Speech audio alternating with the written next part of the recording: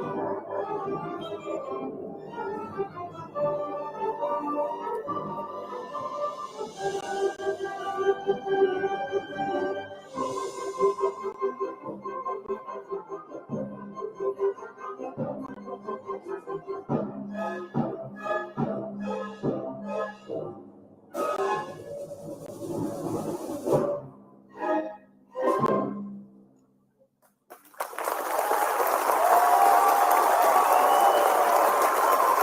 okay.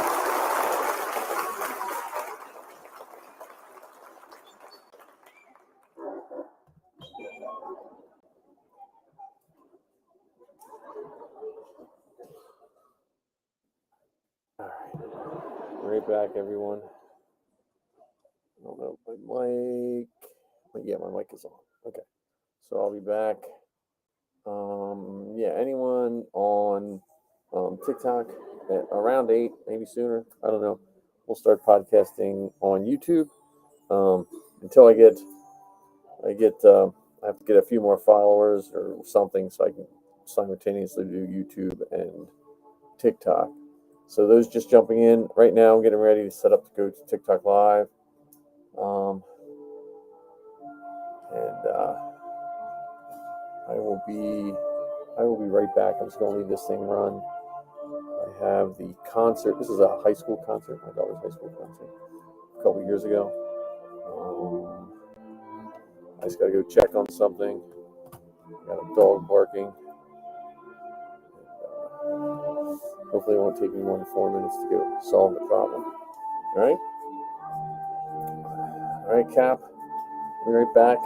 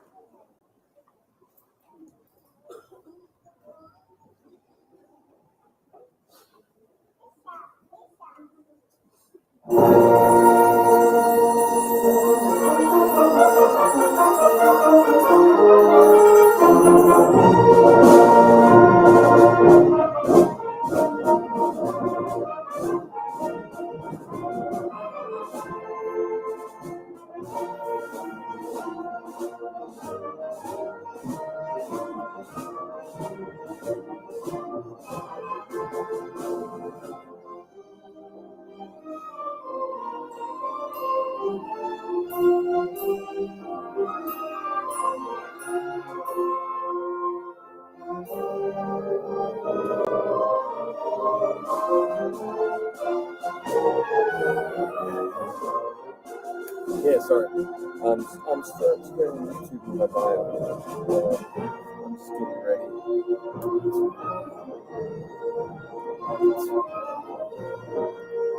Get all this hooked up, so I'm just a little early. so as not to have all kinds of feedback and stuff like that. So if you are, jump in on my YouTube. Probably start at 8 o'clock. So I was just testing out some sound. I'm gonna jump off here shortly.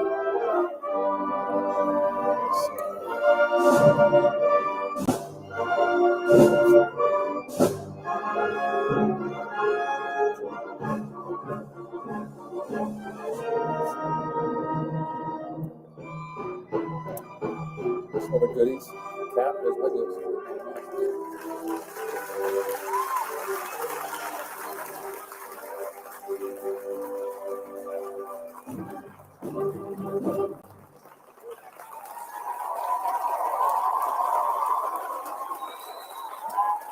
Yeah, I grabbed them when I was up in Cool. I couldn't test it.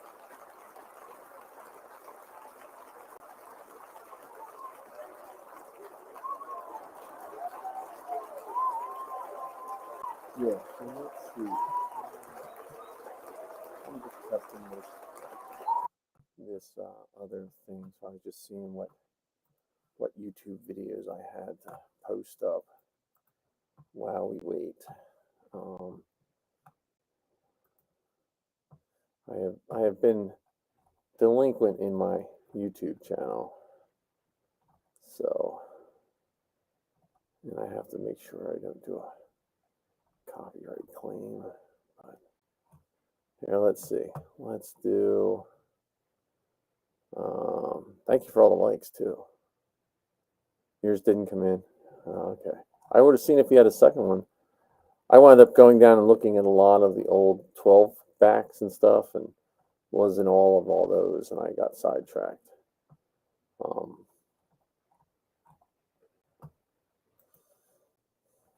So here we go. I will put up on my YouTube channel Zoe's panel from Celebration Chicago, because we're a little more than a month out. We met in Orlando, and I got to see people that, like yesterday, the night before, that have done, like one of my friends, two of my Well, I'll friends check next time I'm up there. I'll be going up next. and Shortly, I don't know, Wednesday, probably in the next 3 months. And like, that's just so cool. Like, the internet like, kind of sucks, but it's like, it's rad as well. Like, do you know what I mean? It, like, but yeah, so on the YouTube channel, I as have much as it takes away. So seeing, and even like Twitter friends, like I have, like I'm from Australia, but I live in LA, so I've got these two sets of like Star Wars friends, and so they've sort of melded on, yeah, that is a like, nice, on Facebook and on Twitter, and just seeing those people meet each other. I just like that And series. I get upset. I mean, I like the other podcast, which it's not the first time there was just so few of them. But yeah, just seeing them, how happy they are to see each other, and like how like this silly film that like this like weird dude made like 42 years ago, like brought us all together. And despite like, you know, like the world is like crazy at the moment, and just to see how like happy people are out there, and then not about like things like about gay merch and stuff, but like just like seeing their friends or like meeting people for the first time. It's really cool. I'm uplifted. Is everyone else uplifted? Yeah. What about you? What about you, Lizzie? You uplifted? Lizzie? She's still there. Yeah. Are you uplifted? Because my headphones are on. She's not paying attention clearly. Lizzie, are you uplifted by This away. everything? Who would have thought just putting your phone on speakerphone next to a microphone wouldn't work that well?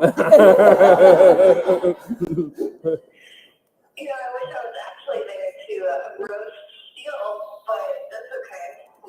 Can we put her on mute for a sec? There's this horror film, they may have remade it, but in the 80s called When a Stranger Calls, and at the end, like, it's got like guys like prank calling this girl babysitting, and it turns out that the phone, like the call's coming from inside the house, and there's like a famous one, it's like, it's coming from inside the house. Like, I feel like at the end of this podcast, someone will say, the call's coming from inside the podcast. And Lizzie's like under the table or something. Does he argue under the table? I'd like to spend more time learning it, but Yes, of course. sometimes too. Currently looking under the table, is So yeah, I mean, kind of what you were saying about like seeing people meet each other. Like just a little earlier, I saw 3 Ahsokas, and they just met each other, and they all just freaked out and got like so happy. And I don't know if they knew each other or Chakra's not something already. like, see? It's just random people to That's me. why I like the But it was just kind of cool to So, see people. if just like, anyone, oh, you know, you like if anyone wants to Ahsoka, jump you on like YouTube Ahsoka, and be a and guest, just I they can start take talking. It was 10 just guests. Like I said, I'm really playing with, yeah, I think that's playing with the this, so like the funnest 8 thing. o'clock. Like for normal people, Again, I like, just we're have not to, normal, but for like people like down the street, like working and stuff, like this whole thing is ridiculous. And when people find out, like, oh, you got to line up to get this, it's like, yeah, but lining up some of the best bits. That's where like you meet friends and like and, I met and, like so many like for the Force Awakens line at Comic Con, like when we had to sleep out, Dark that was Chakra, like if you want to jump on. it sounds like the worst thing ever. Like Be on to YouTube. pretend you're homeless for a day in San Diego, but it's like the happiest 24 hours of my life. And I made so many friends doing it. So it's yeah, I just like how silly we are, and it sort of pays off. Shay, have you seen anything like that? I mean, it's been really cool to see a lot of cosplayers and people who are into, because like I don't really know anybody who in real life who's as into Star Wars as I am. Like, you know, my sisters like it and all, but to see a lot of other cosplayers dressed up and to see people as into it and really excited about it, it's pretty cool, pretty fun. Got my elbows. Sorry. What's sort of being like to walk? Is this your first one to walk in and see it all? Like what's the blew you away the It most? was really overwhelming. It was Yeah. like, I told my dad, I was like, I kind of want to lay on the floor and just soak it up because I don't really know what to do. I just want to like, yeah. Because I've watched a lot of things before. Yeah, we did lay on the floor. I think there's pictures of us just laying on the floor. I think you were gonna Legos last celebration in Orlando. Just laying there. I think I laid on the floor of my hotel room at about 3 this morning and soaked it up. So. Yeah, it's been really cool. I've even had like some people, like I was just walking and they're like, oh, you're the Sabine with the podcast, right? And I was like, yeah. I don't know how you picked me out of all the other Sabines, but yeah. Yes, every other to be. I'm just waiting for one to say yes. I saw Sabine before, and I was like, that's why for her to turn around and find out if she or not. So they're staring at like, wrong season Sabine. Yeah. What did you think of the mural, like with the live action like Rebels characters? I loved it. It was like at first I was like, that's not Kanan, but like it is. It's just, like that's how he would look like in real life. It's just like there was a moment of like, well, it's animated. It's not real, but you know. Then like once I like How dare you? once then I like got over that a little bit. Like, oh, that looks amazing. You know, that's exactly how they look in real life. But just getting used to them not being cartoons. Did you notice how they didn't humanize Zeb though? No, they didn't, which is probably for the best. Yeah. I did. One thing that bothers me, and you probably didn't notice, Ezra has his long Dude, hair. I'm getting gameplay. No, Ezra has his long hair, but it's season 3, like outfit kind of thing. I didn't notice either. People on Twitter were pointing it out. I was like, oh I like keeping track of that dude's haircuts is not on my It's a priority long list. haircut. But I was in tears to see Lizzie's dad complaining about it. Like it's the wrong reference to hairstyle. And I was just like, if that's in your top 1,000 folders in life, things are going pretty smooth. But I was disappointed because it was very interesting to see how they looked in real life. Like Ezra, All right, bit of a guys. height. I did not know that. But how did you feel about her, like Sabine not, like I would have loved to have seen what she looked like. Like it'd be good if like the mural had like a Camera. removable helmet There on. we go. Like lenticular, like if you move, like did you guys have lenticular, like Almost. do you know what lenticular rules are? Like oh man, when I was little, All right, so like Return of the Jedi one, we're getting ready to Ship's head on Battle, over and to it was like an iPad. YouTube. Like, that's cool.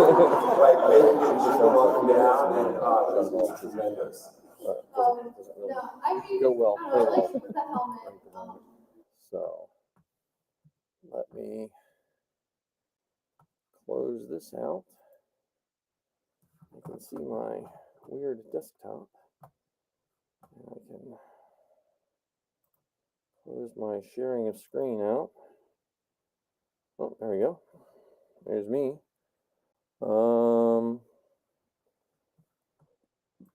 Ken. Hello. How are you, Mike? Hey, I'm good. I'm early. I just realized that my mic wasn't around. I apologize. Well, that sounds good though. These new mics, the technology just in the last 2 years because of COVID have amazed me. So, how'd your podcast go last night?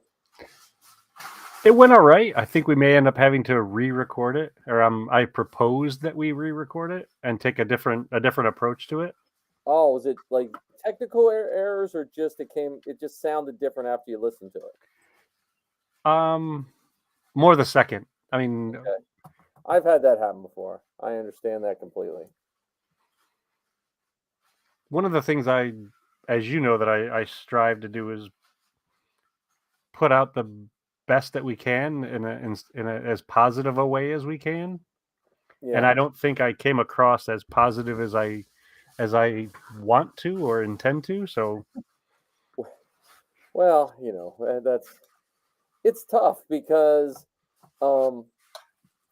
unlike just having a conversation with people, a podcast can be like scrutinized as much as we scrutinize a movie. absolutely. And one of the other things, so for those that are listening that aren't aware of what we're talking about, we were recording an episode of The Forces Behind Star Wars, and the topic was The Last Jedi. And our show is recently grown. So we started off where it was just me and Anthony, just a dynamic duo. It expanded to Anthony's friend Demetrius, so it became the Tremendous Trio. And now we're up to 5 people, so the Fantastic Five. Or as we joked around last night, we were starting to call ourselves the Rad Batch instead of the Bad Batch. We're the Rad Batch. And because of the number of us on there, and because of the topic, I don't know if we all got equal billing in terms of the conversation. So I also want to make sure that each of us have the opportunity to talk through our thoughts on the film. And there's so much to The Last Jedi. So Right. Yeah, well I sent Anthony a question. He sent me he asked me for a question, so I probably sent it over philosophical question. So which we loved. I mean, it was good. a fantastic one. After I read it, I was like, that might make you sound like you're a little bit of a nut, Well, right, if you've listened to our show, you know that we're all nuts. Yeah, I'm gonna shut my TikTok off. Thank you guys on TikTok for all the likes. Come over to my YouTube. Message me if you want to be a guest, and thank you very much. Sorry, I can't wait till we can do them all.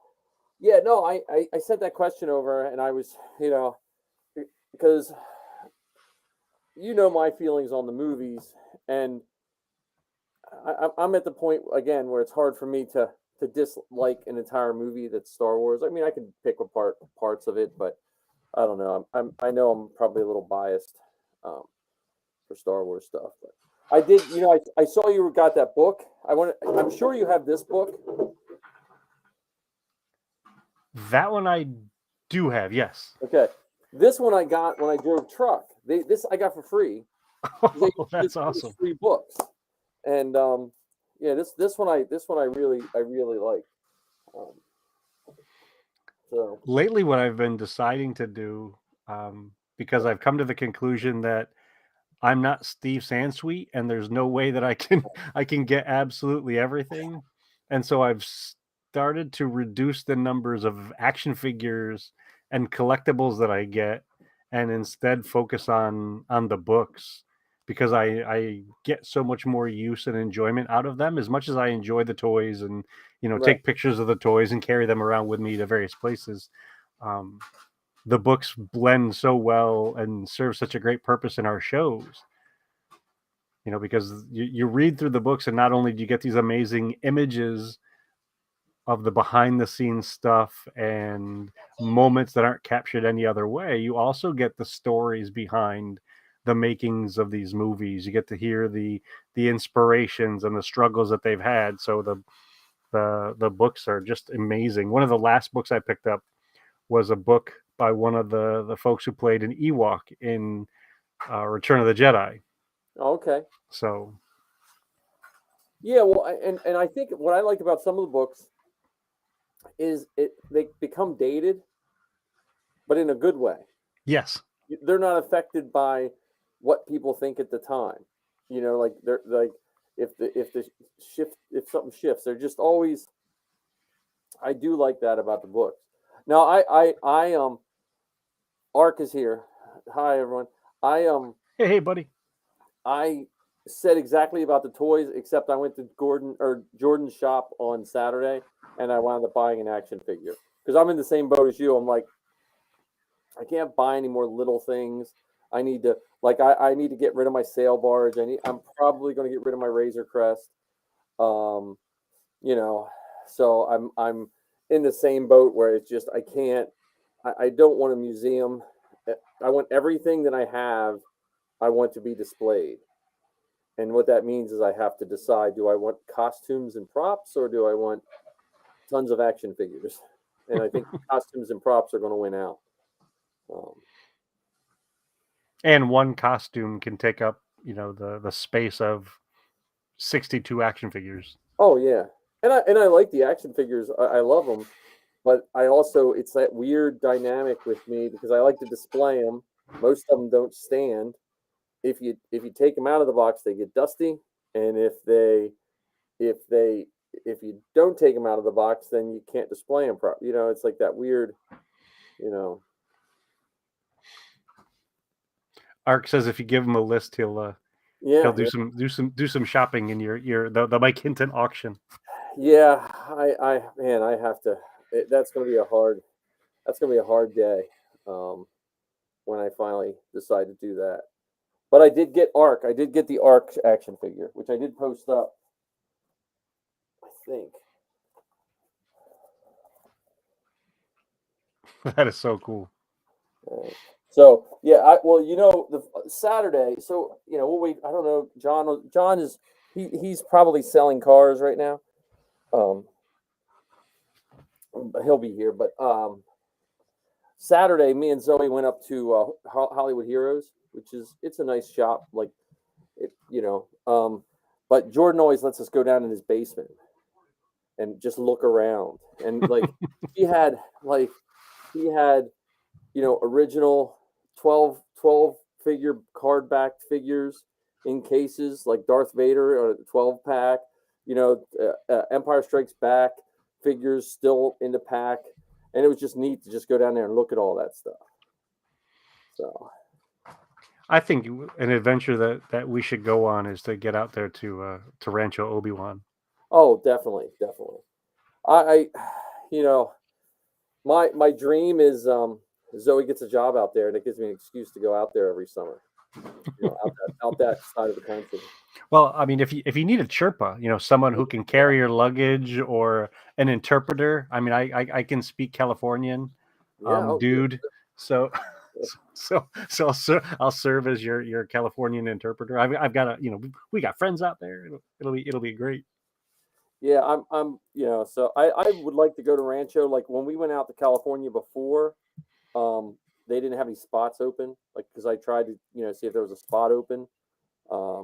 And then I was thinking about it when we went this time, but it's such a tight window. Yeah. And I'm used to around here, you can pretty much drive all over Pennsylvania in a matter of 4 or 5 hours if you have to. Out there, it's a little different. Yeah. Well, you could be, on the road for a couple hours and still not go very well, very far. Right. Because you could be caught in some of that rush hour traffic and just be sitting there bumper to bumper. Yeah. I'm dreading getting from the airport to my hotel. Because some people, when I was talking to Jordan on Saturday, he's flying into John Wayne Airport or something like that. Okay. Because it's easier to get Ubers and stuff like that. And I was like, oh, I wish someone would have told me that before I bought my tickets. Yeah, Arg. Yeah, he's still getting the Millennium Falcon. I see. Yeah, the inflatable Falcon. I didn't hear back from those guys, so I'll drop a weekly letter to them this week. You know. So over dinner tonight, Heather and I had a very interesting conversation around the inflatable Falcon. And so I'm sharing this with the world so that they can get behind it and manifest it. So I've talked to Heather about the Falcon for weeks now, and she's put up with the conversation and laughed and that kind of thing. And she said, I wish I had recorded it. She said, if you go on another cruise with me and we go on the Wonder of the Seas, the largest cruise ship, I guess, in the world or whatever. Yeah. So if you go on that cruise with me, I will consider allowing you to get the inflatable Falcon. What? Oh, so you signed up for a cruise? Is that what you said? Uh-oh. Heather just jumped in and said she would entertain the conversation, not necessarily allow. So we have to make it a business venture. It has to be like that's exactly what I said. I said this is an investment. We could rent it. She's like, "What? Why are you going to rent it?" I said, No. We don't rent it. We buy it and rent it to other people. It could be a birthday, a graduation, a bar mitzvah, whatever. We'll rent it out to other people. She's like, then you'd have to clean it. But it's an inflatable Falcon, and it would be ours. Yeah, cleaning would mean you get to camp out in it later. Well, I mean, that's like it's like $600 to $800 for a 5-hour rental at that one place. So it pays for itself over time. Yeah. And like I posted on Facebook, it's in stock at that one place again. So. Well, I mean, you could make the argument that it's foolish not to get one. Right. We should have two. And Ark says if we rent it out for $1,000 a ticket, we'd be raking in the cash. Oh yeah. Yeah, I it's the coolest picture is the drone shot though over top. Yeah, that's But although I'm telling you though, they're missing an opportunity of having Karita and Maviola and Rackerdan in our costumes, doing some advertisement with. I mean, if you're gonna have an inflatable Falcon, as cool as those masks are that they were wearing bouncing around inside. Yeah. Oh yeah. They need legit, costumers outside. Imagine Marty walking around it with Chewie. My goodness. Somebody driving an R2 unit, Han Matt coming around the corner of the end and pointing to Chewie, and yeah. We could just commercial could write itself. He could just film the Solo Chronicles in the Falcon, and everyone just be serious like they're really in the Falcon. Yeah, as they're bouncing because they can't control this thing. And so, we were just talking about the episode that we recorded and around The Last Jedi, and one of the things I did for homework was I watched The Director and the Jedi, right? Which was the behind the scenes documentary that came on The Last Jedi DVD, and it's also on Disney Plus. And there's a section in that where they celebrated Rian Johnson and his producer Ram's birthday, and they had a Star Wars bouncy house, and Rian Johnson is on video bouncing in this bouncy house. So that's funny. Well, it's when you asked me those questions yesterday, I was thinking of the movies again, just like, and like I was thinking not necessarily favorites, but rewatched ones that I enjoy rewatching a lot. And Phantom Menace, as much as I love the old, Phantom Menace always seems to be the one I rewatch the most. Oh, really? Okay. Like if sometimes they're on TV and you'll have something playing, and I'll just put them on and let them play when I'm doing stuff. I always stop when I'm doing on more scenes of the Phantom Menace than any other one, which is weird. So. Well, I mean, the Phantom Menace was a really brave movie. Yeah. It was brave from the perspective of they'd been away from Star Wars movies since the 80s. I mean, the last Star Wars movie that they had put out was one of the Ewok movies. Yep. I think in 86. It was brave in terms of new ground. It was brave in terms of new technology. And it was brave in terms of bringing some of these new actors and actresses on board who weren't really well known at that point. Kind of like when they did the original trilogy and Mark Hamill, Carrie Fisher, and Harrison Ford were pretty fresh on the scene. Oh, I didn't realize that the Wonder of the Seas is only $1,000 a ticket for each. I thought you were talking about us renting the Falcon for $1,000 a ticket. Thanks for clarifying, Ark. Yeah, there we go. Yeah. Well, no, I haven't. Oh, okay. Well, yeah, no, and I and it could be that the Phantom Menace was one of those things where you were starved for Star Wars for so long, and because I feel somewhat the same with the Force Awakens, in the sense that it. I know people complain it was exactly the same as Star Wars, but that's not a bad thing either. But that's another one that's just a really easy watch for me. I mean, the other ones are too, but I have to go by what I actually stop and watch. Well, one thing that I think is really challenging for some folks when it comes to Star Wars, and it's anybody who's watched a Star Wars before, that will be their first time. Mm-hmm. And no matter what, you'll never have another true first time. Right. So up until you watch that movie, you may have heard stories about it, or you may have read something about it, but until you watch it, there's nothing else like it. And then when you watch something else, whatever it is, there's an effort to redo that, yet it's nearly impossible to redo. Right. Because you now have the stories you've told yourself in between that movie and this movie. You've had all of the hype from that movie to this movie. And so no matter what, you will never truly be able to go into a Star Wars movie like you did with the very first one. And for many people, they forget that, and that whatever that new one is, so whether you're talking A New Hope or the Clone Wars animated show or the Phantom Menace or the Force Awakens, that's somebody's new Star Wars. Yeah. And if we can at least appreciate the excitement we had for our first Star Wars and allow the other folks to enjoy their first time, their first entrance into this galaxy, and welcome them into it, we'll have a much more fun, a much more lighthearted, a much more connective conversation than that movie is nothing like this other one. Well, and I think the overall theme, whether people like it or not, the overall theme of all the Star Wars movies has basically been the same. It might vary a little bit, but it's that story of hope, redemption, all that kind of stuff that runs through all those. It might be harder to pull out of one or the other, if you're not familiar with the other. But if I sometimes think if you see what was George Lucas's vision that basically got taken, like it became its own creature and became the vision of all Star Wars. If you see that, you can at least, you don't have to like the movie, but you can understand why someone else likes it. Well, and with that said, you can go into everyone and look for that. Yep.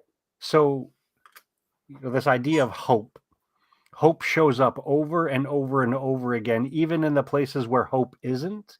There's an aspiration of looking for the hope. I mean, when you go back to look at watching Empire Strikes Back, it didn't end positively. Right. I mean, Luke had just gotten his hand cut off. Han Solo was frozen in carbonite, and Luke and Leia are standing on this ship going, what are we going to do now? It wasn't a warm, fuzzy ending. And we hoped that we would finish the story. We hoped that we would find out what happens next. We want to know how our heroes get through this. And so if you go into every movie, whether it's the Last Jedi, Rise of Skywalker, Book of Boba Fett, The Bad Batch, and look for the places for hope, you'll find them if you really look for it. But at the other end, you'll also find, if you want to, you can find all the mistakes, you can find all of the hiccups, you can find all of the things that you wish you could do that weren't done. And Right. then that's what you get. You get that frustration, you get that anger, you get that annoyance, and the other stuff is right there. You're just not seeing it. Well, and I wonder if the fandom, and I hate to say the negative fans, because I really wish we would like differentiate the people that are just hateful people, because they're I don't know what name we give them, but it's funny if we would have had the same fans, and I use that in air quotes as best I can. If we had the same people running their mouth in '78, they would be having fits about the stormtrooper hitting his head, or the stormtrooper with duct tape on him, or why did Luke's belt have a grappling hook and no other stormtrooper have a grappling hook? You know what I mean? They would have picked apart the plot of Star Wars to the point of people not liking it. You know? Yeah, and so with that said, there's so much in that original movie that folks are willing to overlook. Yep. By choice. Yet with the newer ones, I think there's more of a tendency to rip it to shreds and some of the creators to shreds instead of just looking for the things that you like or the connective pieces between all of them. Yeah. I mean, so the one of the running jokes from 77 on is that the stormtroopers are bad shots. Right. It's such a running joke that they included it in either the first season of the Mandalorian with the biker scouts. Yeah. So it's become this running joke. However, you could also make the claim that they were bad shots on purpose. Right. Because they had You a know, tracker on the ship. and so they didn't want to shoot them, because if they shot them, they wouldn't have been able to escape the Death Star and lead the Death Star to the Rebel base. Right. Right. So you could, if you wanted to, you could go down the path of using that as the theory for their bad shooting, and it makes sense. Right. But folks, no, Well, because the line, Obi-Wan's line when he was looking at the crashed sandcrawler, yeah, you know, and he was only yeah. These blast points are too precise to be sand people. yeah. Only Imperial stormtroopers could be so precise. Yeah, so I mean, you had the sand troopers were a little rough when Han Solo left, but you could argue that the sand troopers, just by they're I always pictured the sand troopers as like the guys who they didn't know what to do with, like like those guys who just get sent to the worst part because okay, this guy doesn't clean his uniform, or this guy, you know what I mean? Like KP duty. Yeah, they're like, where do we send these guys? Like no, it reminds me. They kind of remind me of almost like the old French Foreign Legion, where Okay. it was a mix between soldiers and prisoners. Like so you had some good ones and you had some not so good ones. Well, and what they've done over time, with that in mind, they've managed to fill in the blanks, because when we first saw them, we had no idea that there was even humans in there. Right. And then with the Clone Wars, the Clone War, or the live action movies, the prequels, and the Clone Wars, the animated show, we found out that they were humans, they were clones. And then now what we're finding out with the Bad Batch is that they started taking volunteers. Yep. Well, Rebels, and also Rebels at the beginning of Rebels. Yep. They had that whole cadet, like they were trying to pick. They were kind of like inscripting kids as well. Yep. And then with the sequel trilogy, they even went further with that idea and talked about how the Empire had taken kids as children and raised them to be soldiers, much like the Jedi took Force sensitive beings and raised them to be Jedi. Right. Kind of blurring the lines between, what is good and what is bad. Right. Well, yeah. I also think George Lucas, part of the Jedi lore was to point out the fallibility of dogma. Yes, very much so. Because you could almost say like Qui-Gon was almost like the sacrificial. He was almost the martyr for the non-dogmatic Jedi, and he died too soon. Yep. And this is by far one of my easiest go-to explanations of all of this sort of stuff is that that's how the Force wanted it to happen. You know, it happened because the Force wanted it to. I mean, there's if it was supposed to happen any other way, it would have. But this is what the Force wanted to happen. Yeah, yeah. So I don't know. It was like this was a weird Star Wars week because we got those Star Wars cartoons started hitting some more of those kiddie cartoons we looked at last week, Okay. and so I just started thinking more. Then with Anthony's question that he sent me about the prequels, I just my mind was working on overtime on thinking more Star Wars than even normal. So yeah, here now Ark says Qui-Gon was the center. See, Qui-Gon, when I first saw Qui-Gon, I can't get the chat up. Here we go. When I first saw Phantom Menace, I didn't like Qui-Gon for a Really? while. Okay. Well, because I felt Qui-Gon, and until I really thought about it, I felt Qui-Gon was the same part of the problem in the sense that the Jedi had all this power and they had money, and he didn't have time to help free slaves. Like that statement alone, when he said I'm not here to free slaves or something like that in Phantom Menace or something, when they were talking about that was like, yeah, that's I understand that completely, you know.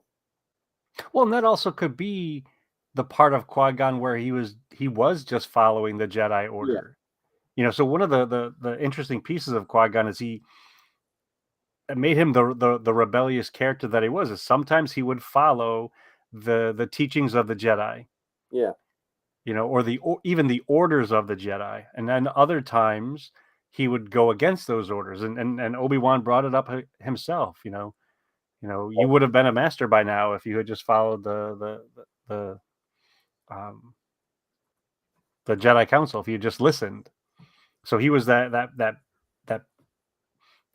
not unbalanced, but the Jedi who was somewhat rebellious and then somewhat followed the teachings. And you know, to go back to the Ark's comment about Qui-Gon being the center. Yeah. What about this? That Jar Jar Binks was the center of it all. I mean, if they hadn't met Jar Jar, they probably wouldn't have come into contact with Anakin. That's true. That's true. You know, well, and honestly, I think Anakin or Jar Jar brought out the best in Anakin. Yeah. You know, like Qui-Gon, as much as he was for a lot of things, the Jedi, all of them were mildly arrogant at best. You know. Yeah, because I mean, they thought they had it all on lock. They thought that, you know, the Sith are no more. We're gonna continue doing what we're doing, even though they weren't paying enough attention to realize that they were leading to their own destruction. They were leading to their own demise by getting too wrapped up in politics and getting away from just enforcing laws, and now they became generals.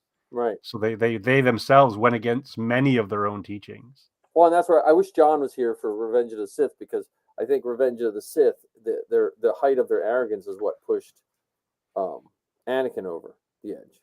Starting, you know what I mean? Like, he still made the choice himself, but with his, like in the Clone Wars, if you watch the Clone Wars, and this is why I always get frustrated with some people like my age who will never watch the Clone Wars, because it makes that movie and the fall of Anakin so much better. Yep. Because he basically, every single person sitting in that council, he saved them multiple times by the same methods they told him was wrong. Yes. Like his caring and love for them, his caring and love for his clones, his attachment, all of that stuff is why he was able to save them without being evil. And they threw that all away, you know. Yeah, because like you said a little bit ago, they got so wrapped up in the dogma of it. They got so wrapped up in the pride of their teachings that they were blind to what was actually happening. Yeah.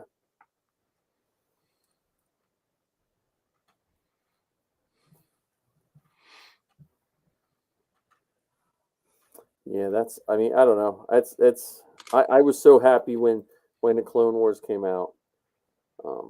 Just that, and now we have, like, we have what, a month, a little more than a month before we have Obi-Wan. A month before Obi-Wan, I'm still holding out hope that they bring out the Bad Batch in May. Yeah, I know they're going to be, either they're going to be backed up or they're going to have to push some of these release dates back. That's the thing.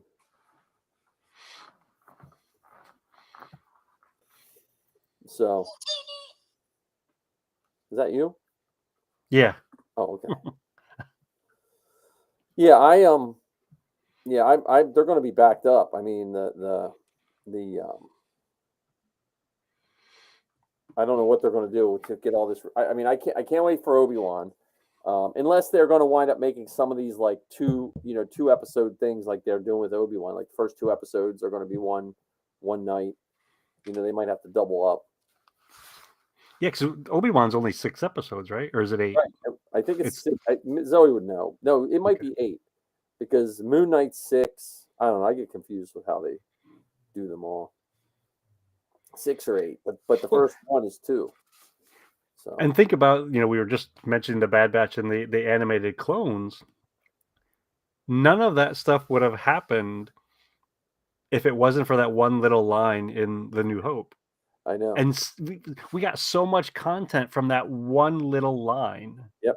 And we're still getting incredible content. And I think Jon Favreau and Dave Filoni and all of that team that they have working on the streaming stuff now are doing an amazing job of connecting the prequels through the original trilogy and into the sequels. Yep. They're I think they're doing an incredible job of threading some of those parts together that folks may not have thought about before, but now it's showing up on screen in very creative and exciting ways. And I think sometimes what happens is folks expect Star Wars to be like some other movies where there's a definitive beginning, a middle, and an end, and you absolutely positively know. Right. I mean, when you look at the original trilogy versus the prequel trilogy, there was so much that we were unaware of. Like that line about the Clone Wars. What is the Clone Wars? Who was in the Clone Wars? Was it people fighting clones or for clones or against clones? I thought it was each other fighting each other. When I was a kid, I thought it was like they made a clone of Obi-Wan and a clone. Everyone had to fight their own clone. Oh, that would have been a very interesting battle. That's what I thought when I first heard Clone Wars. So would it have been like the clone in some of the expanded universe where Luke had like an extra U, yeah, so it was maybe. Luke? I mean, I didn't know about that at the time. That was before then. But everyone just had an extra U in their name. Or Ken 2, the sequel. Yeah. So, or their name is spelled backwards, something like that. They'd have a goatee. No, it'd be the Star Trek where the evil universe, everyone just had a goatee. Remember that? Well, evil C-3PO didn't he have like an X on him or something like He that? had an X on his head, like a taped X on his head. Yeah. That was a good cover. I just remember that cover. The Dark Horse comic books, I didn't like the comic books. Some were good, some were bad, but the covers were all beautiful. Yeah, they did a great job with those. Yeah. Yeah, but and with Star Wars going on with that, like if you watched any of the first 3, almost all the Star Wars, but if you watch especially the first 3, you couldn't tell, like when you first saw the first Star Wars, for some people, I was a kid so it didn't bother me, but some people it was off-putting because no matter when you came into the movie, it seemed like you came in late. Like if you wouldn't have seen the crawl, you'd be like, wait a minute, how'd that ship get there? Like, wait, who's chasing who? Who's that guy? What's this mean? What's the Senate? So that was kind of cool. Like other than I just liked that where it felt like you were just jumping into the middle of something. Yeah, and I guess that was part of the beauty of it. You just had to go with what was there. Yeah. What did they say at the beginning and what are they showing us right now? Because we don't have any of the other stuff and we sure as heck don't know what's coming. And I think it went back to that book I just showed you, The Myth and the Magic. You didn't explain stuff because the way the story was told, we all knew the story in our hearts, whether you're a religious person or you read King Arthur.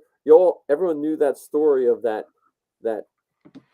boy looking for greater things. We, as kids, most of us have been at one point in our life thinking, I want to go on an adventure, of some sort. Yep. So it was just that, and I'm old enough to remember before there was a Star Wars, barely, but I do remember like the stuff I liked, like Planet of the Apes, $6 Million Man, and a few other things. But when Star Wars hit, all that stuff it didn't go away, but it got put down a couple notches. Yeah, because there was something exciting about it. And then we had Battlestar Galactica for a while. Which was a lot of the makers from Star Wars. They moved over to that other project. I think for me, I tried to go back and watch it. It didn't really go well, but I think Battlestar. I mean, I like it, but it was enough closest to Star Wars for me to hold me over until I got more Star Wars, is what it was. But two of the guys, I don't know if you got to see them at in Philly at the Fan Expo, was they did Starbuck and Apollo. Yeah, So their costumes were incredible. That's Dave and Gary. I know those guys. They're in the 501st. But I was at a party with Dave, the guy who did Apollo, and the watch, like he was showing me the details on what he went for that costume. Like the watch he had, one of those calculator watches, which I never even knew they had. He was showing it to me, and he was like, "This was only available at some gift store at like a aerospace building or something Really? for the staff." And so he wound up buying, like, it was some crazy amount of money for the exact watch that they wore. Oh my goodness, Like, that's commitment. He was telling me all these pieces. I was like, wow, and yeah, they're iconic costumes though. And then the Cylon that was there was Howard, who does the flame trooper from Force Awakens. Really? That's Howard Cylon. Okay. So I got a picture with him in my Mando. yeah. Well, that's Howard. He's also the one that has a tramp stamp of a Porg on his back. Oh, okay. I would not have known that. No, that was he got it. Was that a dare or he lose a bet? He just got it to irritate people, I think. Because they're like, then people say I hate this part of Star Wars, and then he's like, well, look, I got a tramp stamp of a Porg right above my butt. So Did I ever show you the Porg above the Grand Canyon? Yeah, that's Howard for you. I need to be friends with Howard. My favorite Howard story is he needed a drink at Celebration Chicago, and if you see that flame trooper, it's probably one of the most uncomfortable costumes and hardest ones to wear because he has that humongous backpack. It looks like it weighs 60 pounds. Right, with that giant flamethrower plus a helmet you can barely see, and it's the new armor, so you can barely move. So I'm squiring for him and Safi in her 000, tried to get them both drinks. I was like taking Safi's mask off and holding drinks for each of them. It was I wish someone would have got that on video because that would have been funny.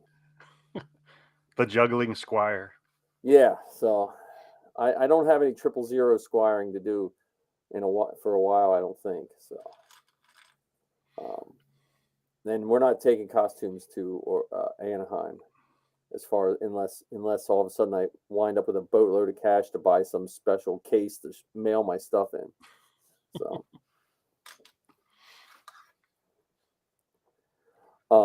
but yeah, and Zoe got her panel at Celebration. It's Sunday at 12:30. So I'm going to somehow try to live stream it somewhere. Have she and Lizzie picked a topic yet? It's growing up. It's like, so we had to send the topic in like months. We sent the topic in like 4 different times because they kept rescheduling, and I couldn't remember which one. So I think our final topic became like a mashup of all the other topics we sent. So it's like family, being raised Star Wars, family, fandom, being a female fan, bringing their fandom to life and positive fandom, all that kind of stuff rolled into one. Oh, that's awesome. The downside is Lizzie's probably not going to make it, so we're right now scrambling to grab a couple other panelists. So, and here, speaking of the youngin, there he Well, is. hello. Howdy. Hey, Good to see you. I figured you were out selling cars or something, No, I was out catching Z's. Oh, okay. Well, that's all right. That's even better. Yeah. It's, Catch them when you can. Aren't you youngins supposed to stay up till like 3 a.m. and then go? I don't know. Nah, not this one. Oh, okay. We were just, I don't know what we were talking about, everything. We were talking. I wish John was here because we were talking about Revenge of the Sith and how the Clone Wars just makes that such a better fall of Anakin. Putting it kind of at the Jedi's feet. Mm-hmm. So. Yeah, I think Dave Filoni just did a fantastic job of taking what was already there and crafting a story around what was already there and making it so that it flowed perfectly and enhanced the story. Because if you look at the simple line of General Grievous, you're shorter than I expected, from Anakin, that implies that, Anakin hasn't seen Grievous at all throughout the Clone Wars. So the fact that he took the time crafting 7 seasons and making sure that they never crossed paths, that goes to show how much detail is actually put into the show. But also look at the psychology in that too. Oh yeah. So that little jab at Grievous, you're not as you're shorter than I would remember or whatever. Little dig, so it's showing Anakin's tendency to be sarcastic and diddle on the dark side. Yeah, I Grievous was one of those ones that scared me because that was like one of the Grievous's lair. Was that episode 2 or 3 or something like that? Something like that. It was very early on. And I remember because I would pre-watch them before Zoe would watch them, and that one, my wife and I had to have a little conversation. Like, should we let Zoe watch this one? Because when that Padawan dies, because Zoe was pretty young at the time, so we let her watch it. She turned out all right. Now that was the one with Kit Fisto, yeah. Yeah, and his Padawan got skewered. Yeah, the Mon Cal. Yeah. There was a lot of Jedi deaths in the Clone Wars. Yeah, well, that's like the what was it? Clone Wars is a kid show, and then it was also like Rebels. And what is it? The one episode where they chop 2 of the heads off, and you can hear them hit the floor. I was like, you might want to relook at these cartoons being kid shows, kind of thing. Well, I mean, there's a lot of examples of that adult theme stuff. I mean, if you think of the images that they posted on some of the gunships, the silhouettes of the ladies from World War II and Vietnam, that's not kid friendly. Or when you go into a cantina and there are Twi'leks dancing around poles and stuff, that's not really kid friendly. Yep. There was a lot of it's all, again, I think there was an animated series about Starship Troopers. I don't know if either of you ever watched them. It was called Razor's Roughnecks or something like that. Oh, that I didn't see. I got to. It was the predecessor to that type of animation, and so I had seen that. It was a couple years before that came out because I think it was like late '90s, early 2000s, and it came a long way from that rough. Even season 1, you could still see a little of that style. And I think the Clone Wars too is a wonderful example of the progression of the animation, the progression of the technology. So when you watch that Clone Wars movie that they put together versus season 7, Siege of Mandalore, the the animation is, even though they're both beautiful in their own way, they're when you put them side by side, holy schmoly, the advancement is incredible. Yeah. Because I don't think they were doing motion capture in the early seasons. I don't think they could afford it. But No. in season 7, where they had, Ray Park doing motion capture for his Darth Maul scenes and so on. Yeah. You know. In season 1, they could barely get lip syncing right. Right. Yeah, it was a lot of this whenever they're talking. Or Well, looking away. you Right. didn't have to see their mouth. You don't have to animate a mouth if you don't see it. yeah. Well, that was genius. They're like, okay, let's just do a lot of clones. Put helmets on them. We're fine. But and if I forget which interview, but it talks about when Dave Filoni talks about it when it was like a small project until George stopped in, and then George just started like putting money. Oh yeah, let's do that. Let's how great would that be? Oh, we need an extra whatever dollars. Maybe he'd be like, yeah, let's do it. And some of the stories, if you really sit down and look at them or observe them, they're pretty out there. Oh yeah. Whether you're talking about the episodes on Mortis or the Sunny Day in the Void, those kind of deeply philosophical, weird kind of things. And you're like, I don't think kids are getting this. I don't think. I used to say that, but I think like there are people like John was a kid then, Zoe was a kid then, and I think certain kids like Zoe would see things that I didn't see. Like I was watching it as an adult, and then she would come back and say, "Did you see this? Did you see that?" Because I think I grew up watching Star Wars movie where all the background stuff that we picked apart later was just there by mistake. Like that weird thing. The Sand Trooper's armor is different, not because they wanted it different, but because the Stormtrooper armor wasn't finished being sculpted. So the ab plate is different. Where when you watch an animated show, every little thing is put there on purpose. Because you don't have the time or the money to put stuff in an animated thing accidentally. Right. And then after reading more about Dave and more about his wife, and they have some really cool ideas about all kinds of stuff. Just kind of leached in, on purpose and by mistake. Well, even just like some of the naming conventions, how they had Obi-Wan's girlfriend be Satine, just happened to be the same name of the character from, was it Chicago that Ewan McGregor was in, or one of those? One of those things. That's amazing. When he did the Zillo Beast, was Godzilla type homage. That was Godzilla / King Kong, because the death of it reminded me more of a King Kong death than. Oh yeah, because it fell from the top of that tower in Camino. Yeah, and you felt bad, like you saw him, you saw the life go out of him, kind of, So, just that love of movies, which I think was really cool. And not being afraid to show the inspiration, because I remember that they used to do, was it Rebel? There was the show on StarWars.com where they would talk about each episode afterwards.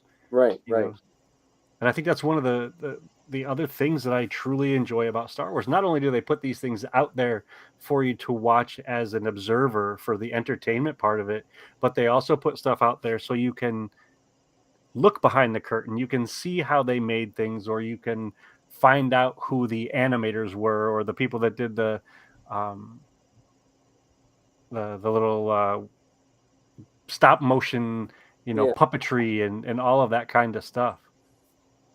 Well, and I think Rebels and well, especially Clone Wars, it brought out the voice actor to the forefront way more than possibly, with the exception of maybe like The Simpsons and some of those type shows, but there was still not a popularity like you saw with the Star Wars voice actors.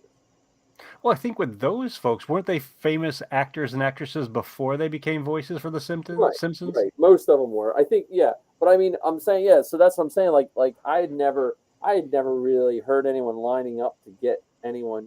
Occasionally I'd see like a Simpsons person at a small con, but until Clone Wars hit, then they kind of made those people, household names pretty quick. Oh yeah. Like Zoe knew who Dave Filoni was before I did. Like I watched the video and hey, there's a guy in a cowboy hat. Why is he wearing a cowboy hat?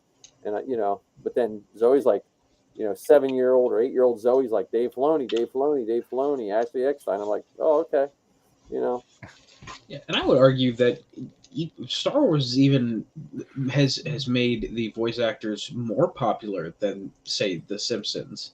I can't name a single voice actor from The Simpsons. The only other show that I could name other characters would be Futurama. Yeah, that's only because I'm a massive diehard. However, there are a lot of other people who are like, yeah, Matt Lanter or James Arnold Taylor or Ashley Eckstein or Sam Witwer. I mean, there's a much longer list of known voice actors from, say, the Clone Wars or Rebels than there are any other animated show. Well, you know that Mark Hamill was on The Simpsons and Leonard Nimoy. True, he was also in Futurama. Yep, Well, and you could see the lines at Keystone. It was Ashley Eckstein and Steve Bloom that one day, more than most of the other actors. Maybe second to William Shatner on Saturday. And Carl Weathers. Carl Weathers had a bunch of folks there for him, and Ming making some bucks. So yeah, well, I think it is amazing that children, to your point, children know who James Arnold Taylor is and can pick him out of a lineup and know his voice. Yeah, so that show had a long lasting impact on Star Wars fans. Well, and even like Vanessa Marshall, who has been doing voiceovers forever, right? I know I'm not. I was always a comic book and cartoon watching, but I never really cared who voiced Superman or Spider-Man or Wonder Woman. And then when she starts doing Rebels, now she's mainstream too. Steve Bloom with Zeb. So, but yeah, John, you weren't here when I was talking about Jordan's Basement, my man. You as a toy person. It's I wish he would let me bring a field trip. It's like a little version of Rancho Obi-Wan. Mm-hmm. Last time I was there, he had got a tractor trailer load of Star Wars figures from a guy's collection. Yeah. And so we were down there. Time out. Let's back that truck up just a minute. So you're saying he got one tractor trailer load from one dude's collection. It was all Clone Wars stuff, all like probably stuff from late 90s to mid Clone Wars stuff.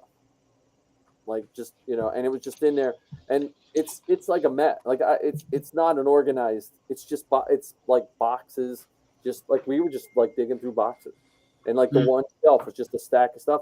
And I was like pulled out 12 back Vader, all mint in a box, all these stuff. Just looking at them, it was crazy. Because he had a root. No, was it Don Post Vader helmet? A couple years ago down there, the full size Don Post, and he wound up selling it to Marty for like $60. It was just like, oh yeah, $60. Which is funny because when you look back at the old, the old magazines that had him in there, weren't they like $10 or $12 or something? So even $60 is. Well, no, this is one of the more expensive ones, like the full, okay. Box was a little dinged up, and Marty's like, yeah, I'll take it. And like I said, he gives Zoe the Nightwing pack the last time we were there.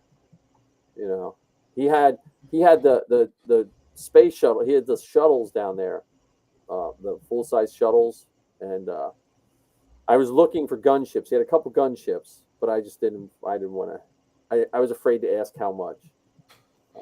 Remember the Juggernaut? That big wheeled vehicle, I would have loved one of those. Yeah, those things were so cool. I had the clone they put it in Rogue One, right? They put it in Rogue One, yep, and they put a similar one in The Mandalorian, season 2 of The Mandalorian.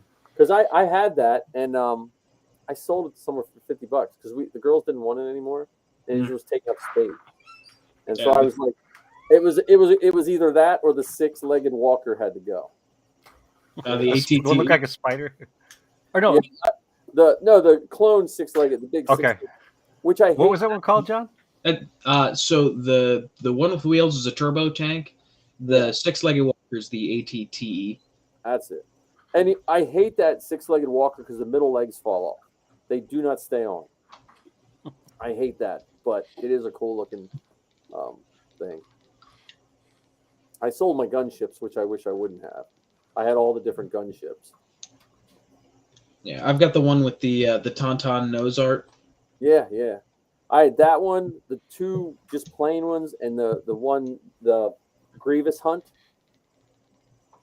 Oh, that was a pack of clones, right?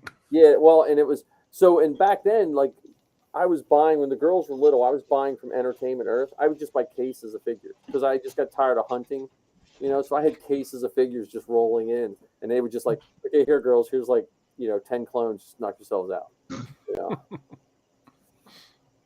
But I think Sappy has most of them still. But I don't know. Unfortunately, I do think the action figure for kids is probably dead.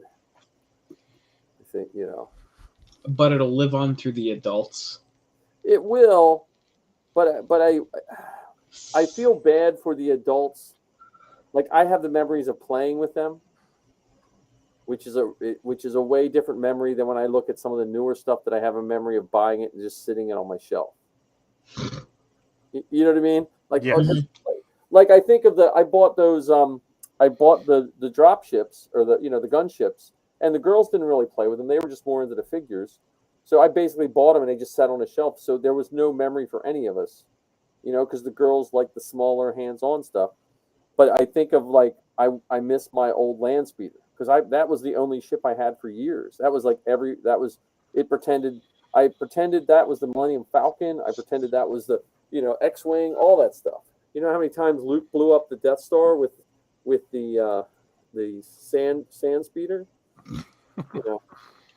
The one with the little hood that popped open. Yeah. That's where I kept all as many guns as I could. It's like a Volkswagen trunk. Yeah. Yeah, thankfully, my dad was a collector already. That's nice. So I still have all of my. Now I don't know where some of it is, but most of my childhood toys, I still have them. Nice. And it's gotten to the point where it's like, okay, well, this is never going to get played with again, so it's been restored. Like the stickers on my X-wing are brand new. My Falcon still looks pretty new. I think the one thing that's a little rough around the edges are my because I had Anakin and Obi-Wan's Jedi Interceptors. Talk to Toga.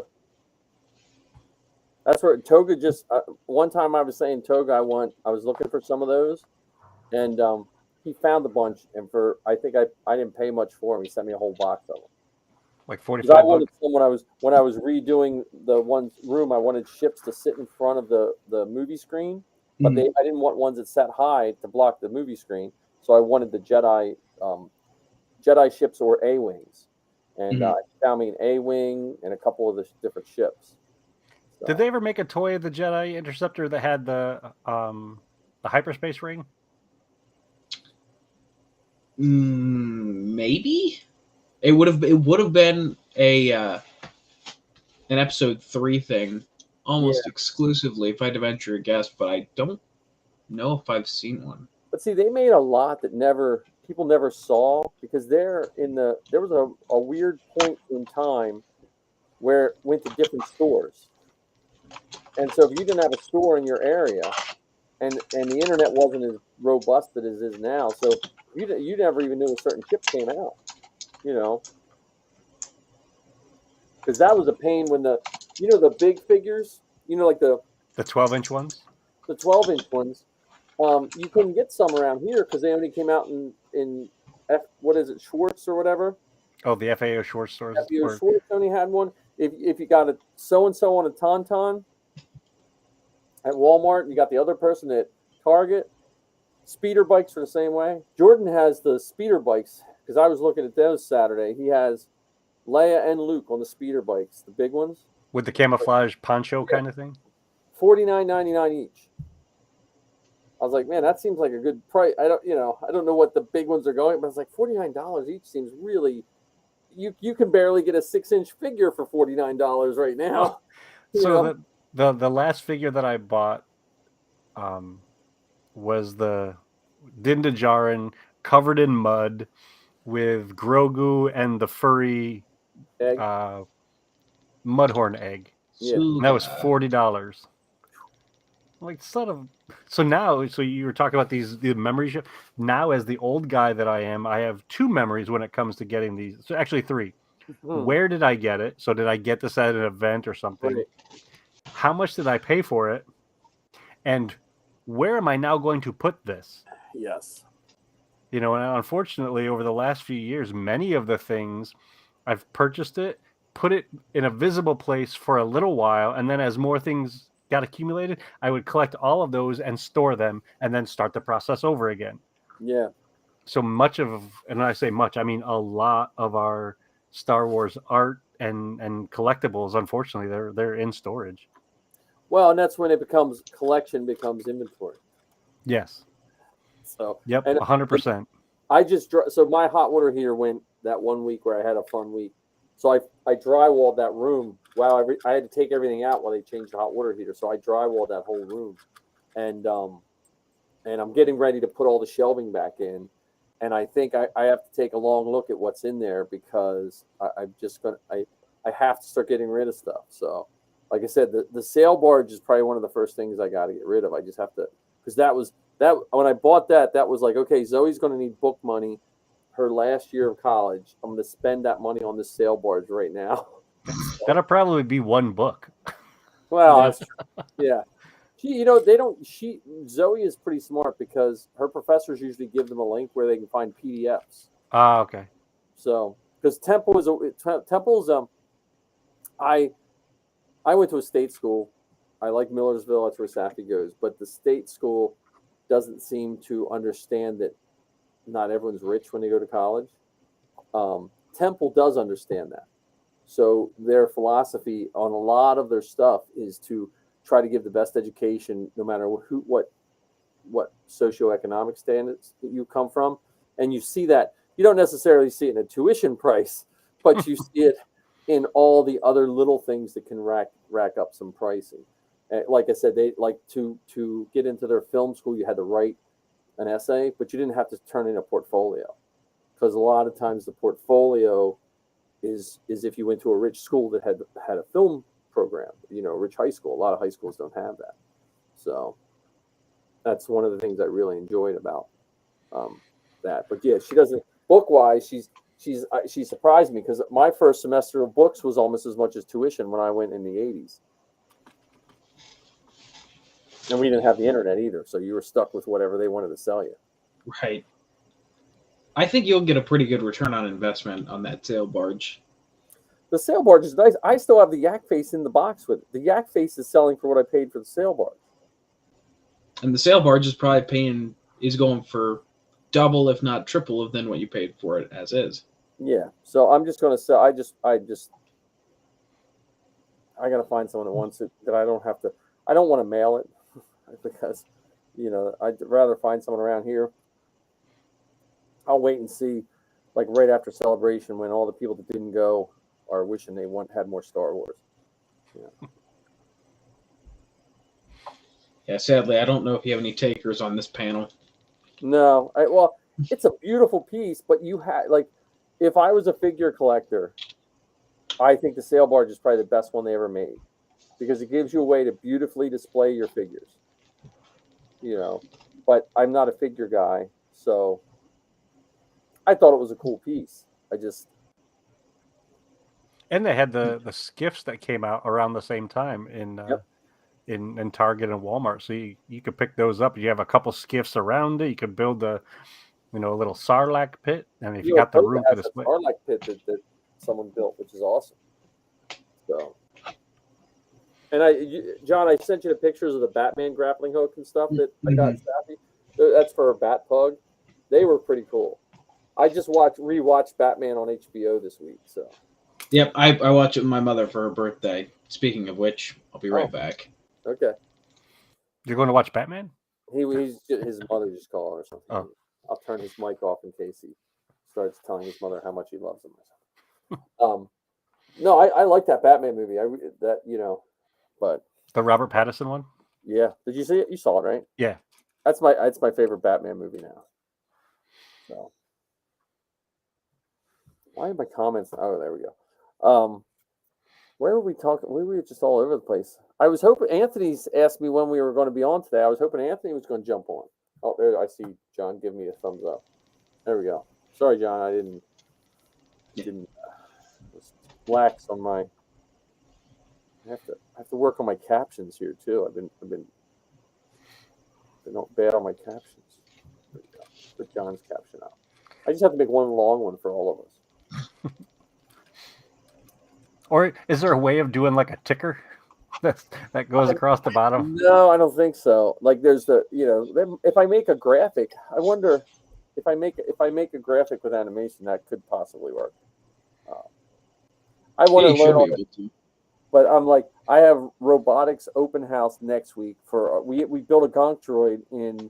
I had students who didn't even know what a Gonk droid was. They built a static Gonk droid in about 45 minutes. I just give them a bunch of parts. So that's our mascot. So we got our Gonk droid. As soon as it's done, I'll put some pictures up. Like puts all the Greeblies on it. They don't even. I said Greebly, and they look like I made up a word. Yeah. You're talking old man language. What is What's wrong that? with you, Mr. Hinton? Are you having a stroke? No. Are you slurring? Yeah. What's a glee? He's cussing. No. But yeah, I have open house for that, and then we have this Saturday the Robotics League that tells us our next what next season is. So I'm hoping it has some Star Wars theme. Last year it had a little bit of a Star Wars theme. So there's a I don't know if I was talking to you guys. There is a robotics documentary on Disney Plus, which is worth the watch if you're looking for an hour to kill. And again, I will stress to the two people watching and you guys, if you have a high school or middle school that has a robotics team and you can mentor them, anyone should think about it. Just because of the creativity with us, there's like I noticed that a lot of the smarter kids are so focused on academics that they forget how to have fun. Where the robotics kids, they might not want to do robotics for a living, but I can show them, look, if you're cool with this, you could just build something fun, like build an R2-D2, and have fun with it. So that's my robotics plug. We had that. We had an active shooter drill today, which is always stressful. I remember those in high school. Always so much fun. Well, we have a guy come in a red suit now and walk through the building because it's a different drill than when you went to high school. Because now, so it used to be if there was an active shooter, you locked your doors and you hid in your room. Right? That's probably what you did, John, right? Shelter in place to a certain point. To a degree, depending on if we had an accurate location. Well, so now the way they flipped it is, as soon as you have an active shooter, they start calling out on the loudspeaker where he's at. Yeah. Phones, and then we have to decide individually as teachers and students. So the students don't have to agree with the teacher if you want to shelter or leave. Oh, there you go. Well, yeah, because I could see how that could be problematic. Yeah, it is problematic because as the educators, you're told to assess and do the best you can with what you know. But if I have a student that doesn't want to leave, and I feel it's safe to leave, that we should leave, I have to leave that student there. every man for himself. You say that, but when you're trained and your life's work is to protect children, that's not a decision I hope I ever have to make. Yeah, that I understand that. I mean, and I'm talking middle school. I'm not talking high. I'm talking like I have kids that are like 11 and 12 years old. you know. And so if I have a panic-stricken child that doesn't want to leave, and I know that that's the safer option, I am not allowed to make that child leave. And then I have to decide, do I stay with that child, or, you know what I mean? It's just a stressful situation for me. Every time we do it, it breaks my heart in so many ways. Well, it's even just the fact that we're at that place. Yes. So it's 2022, and that's what we have to be instructing people Yes. about. And it's funny because I thought of Star Wars when we were leaving the building, just talking to a teacher, and I thought of my Han Solo blaster from 1977 or 78. It was a solid black gun, not a color orange, I think, anywhere. And we would run around that. And now, you know, because of just the world we live in, you know, we have to have orange tips, and it's just a weird. Like I used to sell airsoft in the 90s, and airsoft was big in Japan in the 80s, and they would have full scale lifelike replicas in Japan and play without any, because there's no guns in Japan. And then when they came to the United States, it kind of, the airsoft had a weird transition. Took about 10 years because the paintball people didn't want airsoft because it looked too much like real guns, and the airsoft people didn't want paintball guns because it didn't look like real guns. And it was a weird, almost 10 years where it didn't really take hold until recently, you know. And it always makes me think back to Star Wars, and when we carry guns, like I know with the 501st there for a while, it's not as bad as it used to be. If you had decommissioned guns, which no one uses anymore because they're so expensive, you couldn't take them at certain events. Like if you went to Philly, you couldn't take like a decommissioned British Sterling as your, you know, E11, you know.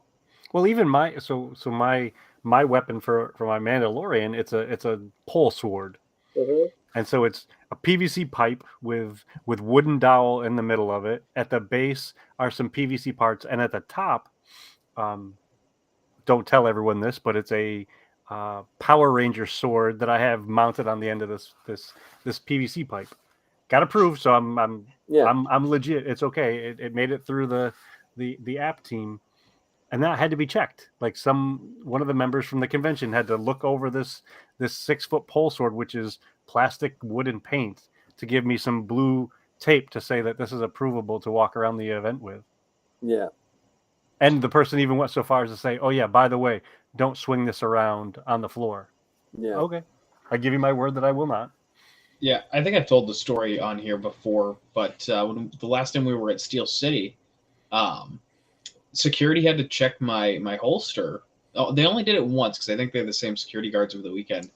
But they got really nervous because they saw my Din Djarin blaster in my holster, and the event staff were like, "Hold on, we gotta check that." First off, that was not the first time I had walked in those doors that weekend. Right. Second off, I didn't get checked once the first time I went. Anyway, so I walk up to the sheriff that's standing there, and he's like, "Yeah, sorry, man, we just gotta make sure." And my blaster gets stuck in the sights on the front of the muzzle gets stuck on the actual holster. So I'm struggling to pull it out, and I think I made the event staff a little nervous. So the security guard actually started tugging on it, and then he just stopped. And I'm like, "What'd I do?" And he's like, "Nah, you're fine. I can just tell by the weight." And I'm like, "Yeah, I'd hope so. It weighs half a pound." Yeah, I always wonder when people come in with like the military type costumes. That must be nerve-wracking. Oh yeah, like the Resident Evil or the Resident Evil, because they have the Umbrella Corporation, and they look just like a police officer with a different patch on. Well, how about the G.I. Joe folks? The G.I. Joe costume. I mean, not all of them are super fantastic. Some of them have, you know, weapons that absolutely mirror real life ones. Yeah. Yeah, it's just a weird time. Then you go up on the con floor and you can buy a sword.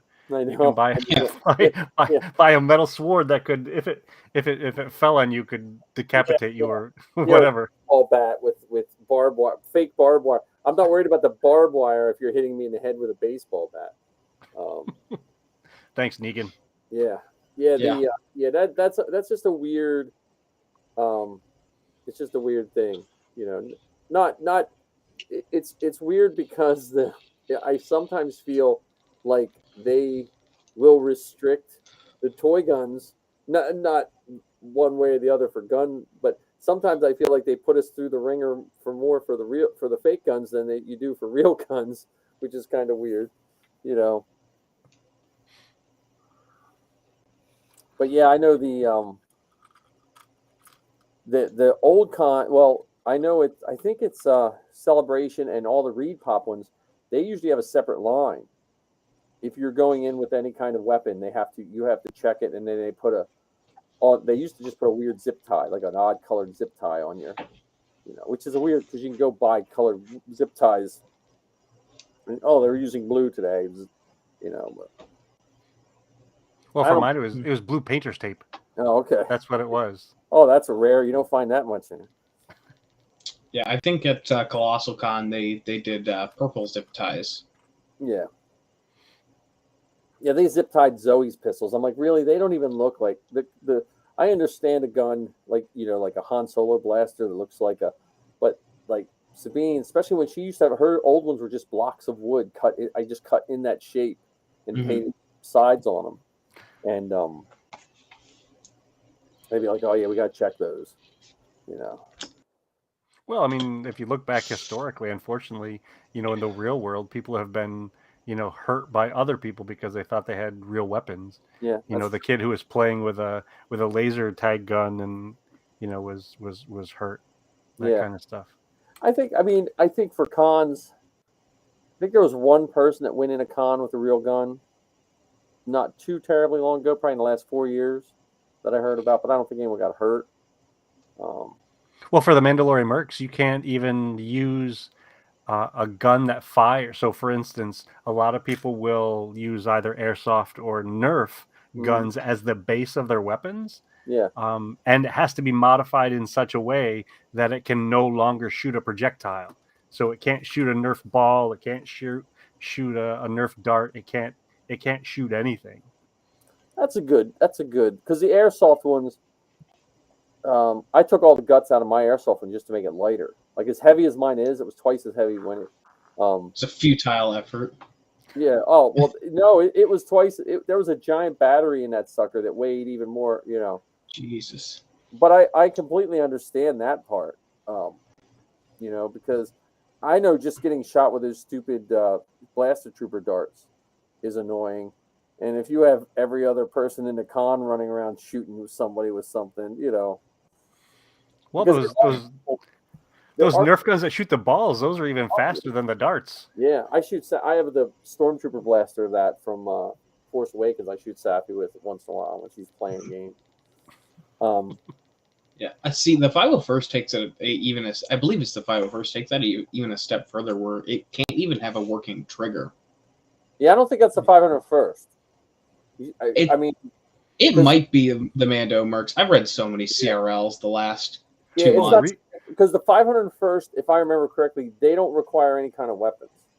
So there's really not much restriction on weapons, because some countries you can't have a weapon at all. Right. Oh, wow. You know, like you can't have anything. So I remember years ago they took that off the CRL. But just this year for the Mandalorian mercs, they even went beyond the weapons, and so you all know how Boba Fett had the Wookiee braids. Yeah. Well, they have a new gore clause, and that you can't have anything on your costume that it serves as a trophy that would have come from a sentient being. Oh, unless you're Boba Fett. Yeah, unless you're Boba Fett, because then that's part of a canon costume. And it was the weird thing for me is that came out the same year that in the book of Boba Fett, you know, Boba Fett was presented with a full Wookiee pelt as one of those things from one of the other crime families. But the Mandalorian merc said, yeah, nope, we can't do anything. You can't have I couldn't put a human skull Right. sticker or emblem on my costume because humans are sentient, so you can't use it as a trophy or anything like that. Now, what about droids? I don't know. Yeah, I think that might lead to a very weird nerd debate that Yeah. wouldn't be which could be fun and or could be awful at the same time. Well, droid, you could always even if you chopped its head off, you can always put it in another body. right. I don't know. I feel like that takes the gore clause to a bit of an excessive standpoint. Like, I get you don't want like a bloody skull hanging off of a belt, but the fact that I can't have a skull emblem or decal on the armor, I think that's taking it just a touch too far. And I know what happens with some of it, and some of the people in the 501st didn't get it. I tried to explain to some people, because there was always people that would point their guns at people when we got pictures, and I tried to explain to people, like, I wasn't trying to get into a gun debate, but there is a large percentage of people that love guns, and there is just as large of a percentage of people that don't like guns, and they tolerate the guns for the movie, but they don't want to point it at their kid. Mhm.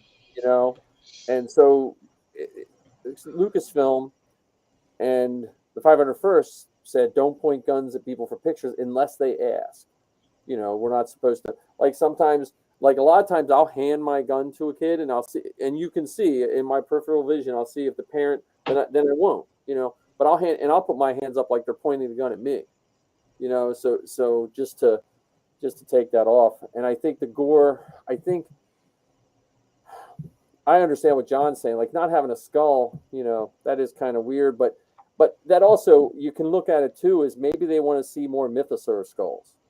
Yeah, right, so but wasn't the mythosaur skull? Isn't that still a sentient being in canon? I think they mean don't they mean more like human-ish being? Yeah, that's I think what they're going with. I think you could still have mythosaur skulls and all that. You just can't have above intelligence. Like, you can't have a Wookiee skull. You can't have a Trandoshan skull, something like that. Because some of the costumes there for a while were getting a little weird. Like, they'd have a severed head of Jar Jar carrying around, just Yep. And well, that also doesn't mean you can't do that on a costume. It just means you don't troop in that costume. And you don't put that in your application. Like, that's not part of your app team photos. Mm-hmm. Yeah, I don't know. I think that's the nitpicking to a slight degree. But if it's just humanoid, I'm a little less bothered by that. I am pretty sure it's just humanoid. It's just anything, it's anything that's would be considered a humanoid in Star Wars. Like, you can have a Jawa skull or anything like that. Which I wonder what that would even look like. Well, depending on what you read, they're supposed to be rat-like or rodent-like. Jawas are one of those things I hope they never show us what they are. Yeah, just leave them hooded with the light-up eyes. Yeah. Same thing with Tuskens to a certain degree. Yeah, I hope Tuskens still. I would be extremely disappointed if they unwrap them and they're just regular people, or I don't know. I would be disappointed if we found out any more about Tuskens, personally. I'm still holding out to get that Tusken dance instruction video so I can learn how to do the fire dance before. I got to put the date up for the Tusken party, though. It's in June. I just got to put it up this week. Zoe, some people verified it. I just got to put it up. I've been, like I said, work and drywall. This is where I feel old. Two things made me feel old. I don't know if I said it last time, is when I saw Ice-T on the back of my Cheerio box promoting good health, the rapper Ice-T, because I remember when Ice-T was hated by police, and you know what I mean, in the 80s, and now he's promoting. So you're saying that Ice-T sold out? No, it's just I feel old that Ice-T should not be promoting healthy living on the back of a Cheerios box. It just doesn't seem right, I don't know if he sold out. I just figured, I don't know. That made me feel old. But and hanging drywall. Man, I used to be able to hang like 30 sheets of drywall and go do something the next day. I hung like 8 pieces of drywall. I feel like I fell off a roof. So. But I have nowhere else to hang drywall. So I honestly, hopefully, will never have to hang drywall again. Because there's Well, at least this week. there's nowhere in my house left. I can't hang. There's no unless a car runs through the side of my house. Don't say that out loud. Yeah, You just don't manifest ask that. for it. If an airplane crashes through my roof, Well, you're going to need to hang drywall in whatever storage facility we create for the inflatable Falcon. I mean, it's going to have to go somewhere. you know what? That's gonna- If I have to hang drywall for anything, I hope it is the inflatable Falcon. So yeah, Hanger I don't, 94. again, I have I lied. I will have to hang like a half a sheet of drywall when I make this round doorway. That's my next thing. So as soon as I get these boxes out of this room, the round doorway for the back of the Millennium Falcon starts. Nice. Everything else done. Oops, And I I'm going to have step my- away for a moment. I got to take the dog out. I'll be right back. IG-11 is printed from the knees down. There you go. The last knee pieces will be done at midnight tonight, and then I start the upper legs. So that was 3 spools of filament Jeez. for IG-11. Now I still have 2/3 of a spool left, so probably 3 spools will get me up to his waist. Mm. And then I just got to do the body and the arms, the arm and the head. The head's probably going to take up a spool in and of itself. Yeah, that'll take quite a bit. Now with the Tuscan party, do you know if it's early or late June? Late June. Okay. Why are you going away? No, I'm trying to get my dad to go with me. Cool. And I think gonna- he's got something in either the early or mid June. This would be. I think I gotta look. Zoe sent me the date, and I think what we're gonna do is try to do a 2-day. So if people can come one or both of the days, and we'll just try to get as much stuff done as we can and get. I just got to start. It's just April like disappeared. Like it was like February, and all of a sudden we're like looking at May. So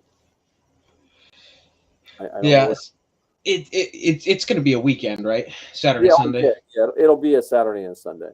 Okay. Yeah, because what I'll probably have to do is I'll probably just have to switch a day off at work. Because I'm going to try and just be there for both days. Yeah. Like I said, we'll make something just to make it people worth the trip. I know Toga wants to come out, and Marty can't do it that Saturday, but if I do it on a Sunday as well, then he could do it. Because he got all these people getting married and stuff like that. So gotta get Yeah, you can finally get married again and have Well, a wedding. He lucked out. Yeah, we are having a Tuscan party. Oh yeah, we are having a Tuscan party, and building Tuscan masks. So I still think I'm going to print the face piece, and the rest will build, because I think if I print the whole heads, it's just going to be too expensive and too long. I just got to figure out how many people want to actually build Tuscans. But Safi's is just the face piece, and then the rest is just made with foam. Mhm. And it's an easier wear that way. So Yeah. Ark, I'm a little mad. Yeah, I DM'd you on TikTok and you never got back to me. I'm hurt. This was like a week ago. He's busy. He's and then I got to paint this. I think this little one, which I'll print the bigger one once my IG-11's printed, but I think this will be the next giveaway on Zoe's podcast. I'm just going to paint it up with a display. Put all the. Yeah, where did you find the file for that? Because I could not find it for the life Bought of me. this somewhere, and I just got to find it. I forget who I bought it from. I'm bad about that. Like I buy them, but I looked up Clone Wars Micro Series helmet, and it's a nice file. Like it's and I printed with no supports on the inside. Oh, that's not bad. And I know you like to print yours upside down, but I stopped the supports right here, so I still I wanted supports in this groove. Right. But I didn't even put supports under that. And that printed with no supports on the back of that thing. So, and this printed, I mean, it wasn't a long print, but yeah, I'll make the next one bigger. This one I'm just going to paint like a grunt, I think. And then I'll paint the next one up, but I'll send that to Zoe for her to give on her giveaway. Yeah, because I want to do a Fordo now. I'm either going to do a realistic phase one, because I need a phase one in my collection now. I've been noticing that. Well, if you don't have it made by the time you come over for the Tuscan party, I'll just let you mold an animated one. True. Ken made one, right? Ken That was so cool. That was such an awesome day. And I now have a mold for the pilot too. Mm. Do you still have the mold for the who's the rebel that had the what was it? The cadet? Yes, the cadet. Yeah, I still have the mold for cadet too. Yeah, I have the cadet mold. I have a new clone helmet mold that actually has a fin built in. It's a version 2 of that one you got, Ken. It's just slightly different. I have a mold, the mold that you made, Ken, and I have the pilot mold, all one piece. So the pilot and everything comes in one piece. And Do you just store all these? Hmm? Do you just store all these in your garage? Oh yeah, my garage is all molds. Like the tubs, I probably spent a couple $100 just on tubs to put all these molds in. And I don't even, like I said, I don't even want to know what the molds cost, because a helmet mold, to make a good one, is now with the price of stuff, you're talking $300-400 minimum to make a mold. Minimum. That's a small mold. And now I have a better way to make them, so I can make them better, but they don't take more material, they just take more time. But it makes them last longer. Live and learn. Yeah, because right now you can probably get what, 15-20 pulls out of a mold, or You take care of your mold, you can get 100. If people are, that's because of the way they make it. If you skimp on making a mold, you'll get 15-20 pulls. But if you make a really good mold, because that clone And mold, take care of it along the way, because you got to take care of it along the way. Got to use talc powder. You got to make sure that no metal ever touches it. You got to make sure you use good good silicone. It's you just spend it. Most of my errors in my molds is just because I didn't know what I was doing. Because when we made 000, I had no clue how to make a mold. I had made one mold before in my entire life, and we were just like, okay, we can do this. And every mold, I saw it on the YouTubes. I had to remake. I've remade or repaired so many molds. I just repaired Marty's mold for his underskull for Chewbacca. I just repaired that at the beginning of the winter. Made a new mold for it and everything. Made a new mother mold. I'm getting really good at repairing molds. Actually, I enjoy repairing a mold as much as I do making them. You should join Tom Spina's team. Yeah, well, I'm hoping Zoe gets a job, and they just need that old cadre guy in the mold shop. The guy that can say, back in my day, We only had one Star Wars movie. Yeah. We had to None walk of this upstairs. episode crap. Yeah. So. Actually, going back to the Tuscan party, have you come up with a recipe yet, or an ingredients list for all of us? I am working on it. I was just at Lowe's, and they had a 16-foot 2x12 cut in half, so it was on the clearance rack of 70% off. So I can make 4, if this works out right, I can make 4 rifles with that one board. So that means the wood for those costs less than $9 for 4 rifles. Wow.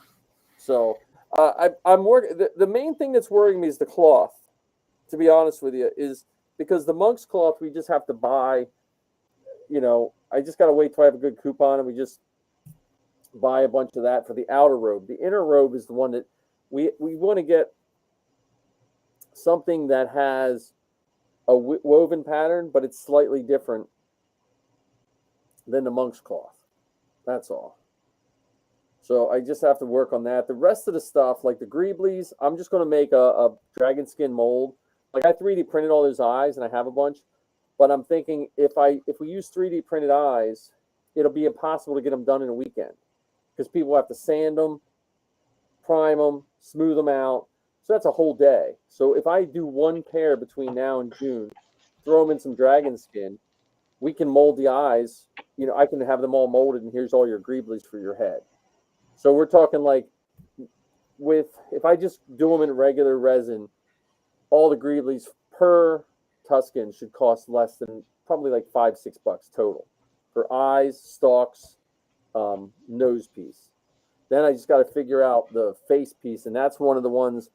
I think the face piece, if I can get the file cut down right, then between John, myself, Marcus, and Marty, we'll because it's going to boil down to maybe 10 of us making them, and we figure out, hey, look, if we all print 3 or 4 and have a couple extra to do the face, and then it's just going to be down to the cloth, the rags, and stuff like that. So, What about the boots? What boots do they usually use? I would say a lot of guys just use rubber boots and then wrap them because they want to be kind of big. It just depends. Like you don't want to go super expensive on the boots because you're going to cover them with rags, but you don't want ones that are going to like be painful to wear either. So That sounds incredibly hot, though. yeah, well, so the girls when I made theirs boots, I got like I don't even think Payless is around anymore, but Payless had like cheapo, like they almost look like black Uggs, like slightly furry, slightly insulated, and I just Fugs. They got Fugs. Yeah, Faux Uggs. Yeah, and I Not just what I was wrapped those. thinking. I just wrapped those with rags. I just wrapped those with rags. It just comes down to a comfort area. You want to make them comfortable. And some guys use like the green like farming boots, but they just look so uncomfortable. So it just. You mean like rain boots? Those kind of? Yeah, they'll just use rain boots and they'll just. Oh, I wouldn't want to. I would definitely wouldn't want to be hiking around in those. I don't even like walking the dog wearing those. Right. I don't know though if you're using like the farm boots they're called muck boots. Yeah. If you now obviously like you said you're covering them in rags and they're meant to be a costume piece, but if you get a half decent pair of muck boots, they're not bad because we wear them here around the farm. Yeah, so it depends on what people want to wear. So like I said, I didn't think of it as being hot because if you're in a Tuscan, the last thing you're gonna be worried about is your feet are hot. You're gonna be hot everywhere else anyway. So you just want your feet to be comfortable. So that's why I bought the girls the padded ones. And then what I did for the girls, which I think we'll do for this is, we'll get everyone to just buy a long sleeve T-shirt or something, and you cut a thumb hole in it so you can put your sleeve over your thumb, and then you actually glue the arm wraps on that shirt, so you don't have to wrap your arms every time you put the costume on. Mm-hmm. Pre-wrap it, you slide your hand in there, you throw your gloves over it, now you have your arm wraps, that go right in there for you. That's what we did for Safi's Tuscan. It was a long sleeve T-shirt, and we just wrapped it all the way up past the elbow, and she just stuck her arms in it. Now you'd probably want a size or 2 up from what you normally wear. That way you can comfortably get it over your. Right. But you want you can cut the neck out. You cut because you're not going to see it. You just cut the neck out because like Safi's was just a big large T-shirt. You mainly just need the sleeves. So like even if you want to have connectable sleeves with a snap, that's fine too. Because you'll wear like a tunic. Now I gotta look more at them because I don't even think those Tuscans, they just wore black pants, if I remember correctly. Because they weren't dressed like regular Tuscans because they knew ahead of time that they were going to be riding on speeder bikes. Yeah, right? that would have been really hard to ride a speeder bike in a robe. Yeah, so because we know Tuscans don't wear anything under the robe. I mean, right. Everything would be blowing in the breeze. Yeah. Because it's like riding a bantha. Yeah. Well, what I got to do is I probably got to go to like a Barnes and Noble, and sometimes the Star Wars Insider magazine always does that like compilation. It'll say Boba Fett season 1. I'll probably have to just get one of those books that has some good stills of the. Ooh. Hang on. Uh-oh. John's going to get us some Tuscan stuff.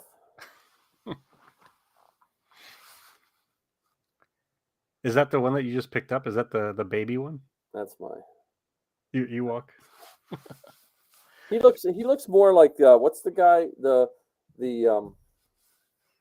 guy that saves the trees from Dr. Seuss? The Lorax? He looks like a Lorax. He looks like Because he doesn't have he doesn't have anything leather on him. He needs like a bandolier or a leather hood or. no, you know who he looks like? He looks like the guy from the Ewok movies, the old guy. What was Wilford Brimley? Doesn't he look like Wilford Brimley? Yeah, but I don't know. I don't think he has diabetes. He might. Now we lost all of our diabetic customers. Yeah, so I got this for Christmas. Is the ultimate? Sorry, bit of a Oh. glare. The ultimate Star Wars encyclopedia. Nice. Now, does it have the Visual Tuscans dictionary? from Boba Fett? It does not, Oh, so however. it's not that. I'm gonna have to take that. It's the almost ultimate. Yeah, to be fair, this Very was nearly ultimate. yeah, this was after the Rise of Skywalker came out. Oh, God, do okay. they have an index? I don't think this is so much easier because it. I mean, it's almost 400 pages. Does it have Ken in it? Ken, Yeah, you guys both know that Ken is a canon character, right? No, I did not. Ken was Emperor Palpatine's grandson. Ah, So actually, I don't know if it's canon. It's probably from the expanded universe, but yeah, I don't see a Ken in here. I've got Kathleen Kennedy. oh, now are the Tuscans from the Book of Mandalore? Are they called Tuscans? Is Tuscans a racist thing? I think Sand People is the racist thing. Oh, okay, but, Yeah.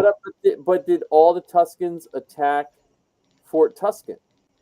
Because that's where they got their name from. Oh my god. There is 1, 2, 3, 4, 5. There's 6 different pages for Tuscan Raiders. Nice. Fantastic. All right, let's start with 28. I want my Tuscan to have one of those necklaces like the chief had. Similar, but not the same. I want to do the 6-armed creature. That That's a combo costume. You need a partner for that. yeah.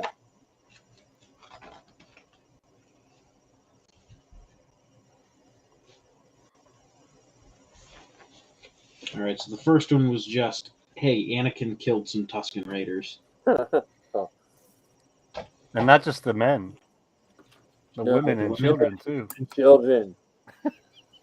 They're dogs. The Massives.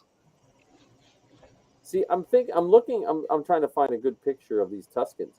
And I almost think in some ways, because of the black robes, they're going to be slightly easier. Because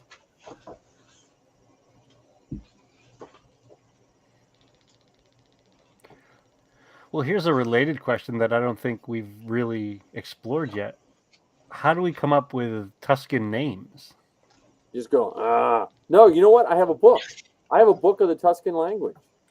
How to speak Tuscan? I think so. Hang on, let me first. I heard of the book How to Speak Wookiee, but I didn't know they had How to Speak Tuscan. I got to go find this book now. Let me see. Okay, let me share this one picture. Maybe. So they don't really have anything good about the Tuscans in here, but I just so happened to flip to a page of the inner workings of the Jedi holocron. Nice. I was going to build one of those. Now I can. All right. So I don't know how big this picture is going to. Of course it won't. The problem with dual screen, it does not let me zoom in on this. But you can see there. Oh, there we go. Yeah, it should be Command Scroll. Yeah, but I have dual screen, so it gets a little weird. Ah, All right, so see these? So it looks like they still have the underrobe, but look at the color patterns. Like they all have the shorter eye stalks, of course, but the three out front, they have a sash, which is kind of cool because Safi always wore a sash on hers, but it looks like they have more of like an open, like a shorter robe. Like the third one from the left, his robe doesn't go past the bottom of that bike, More so like a tunic sort of thing. yeah, it's almost like a long shirt, Hmm. which is a pretty good. And then if you look at their boots, they're basically like the size of UGG boots, and you can just see that they're wrapped. now is there a CRL for? There's not. These I don't think there's a CRL for the new ones yet. Hmm. So let me go. I'm gonna go see if I can grab that Tuscan book. You guys, I'll be right back. Okay. Yeah, Ken, just kind of flipping through this. The funny thing is, I haven't really had the opportunity to read this since Christmas. There is 2 pages for Captain Rex and 1 paragraph for the Tusken Raiders.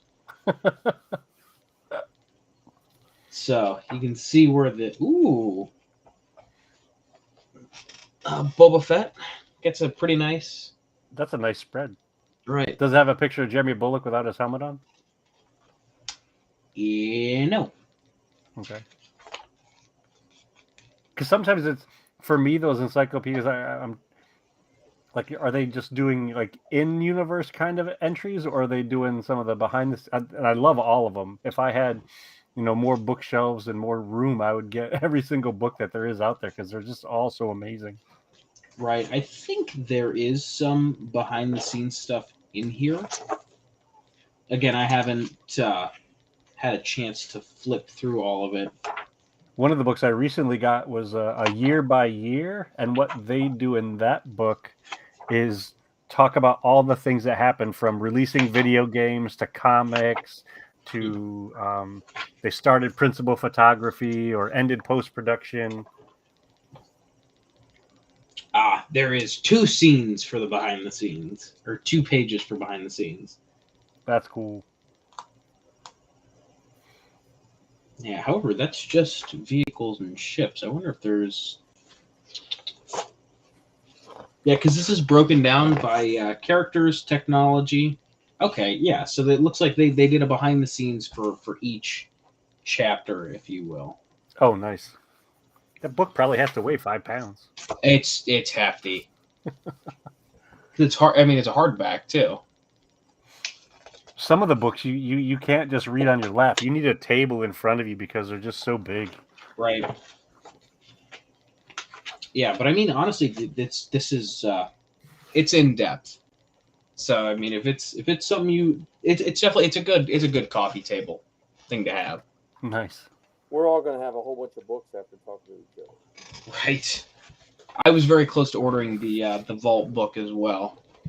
All right, so this is the Galactic Phrase Book and Travel Guide. Interesting. When your kids are Jawas, you buy. Let's see. Jawa Sand People. It's called Sand People or Worse. That's the chapter. All right. What year is this, Rob? This is. It's a Del Rey book. It is from. I don't see it.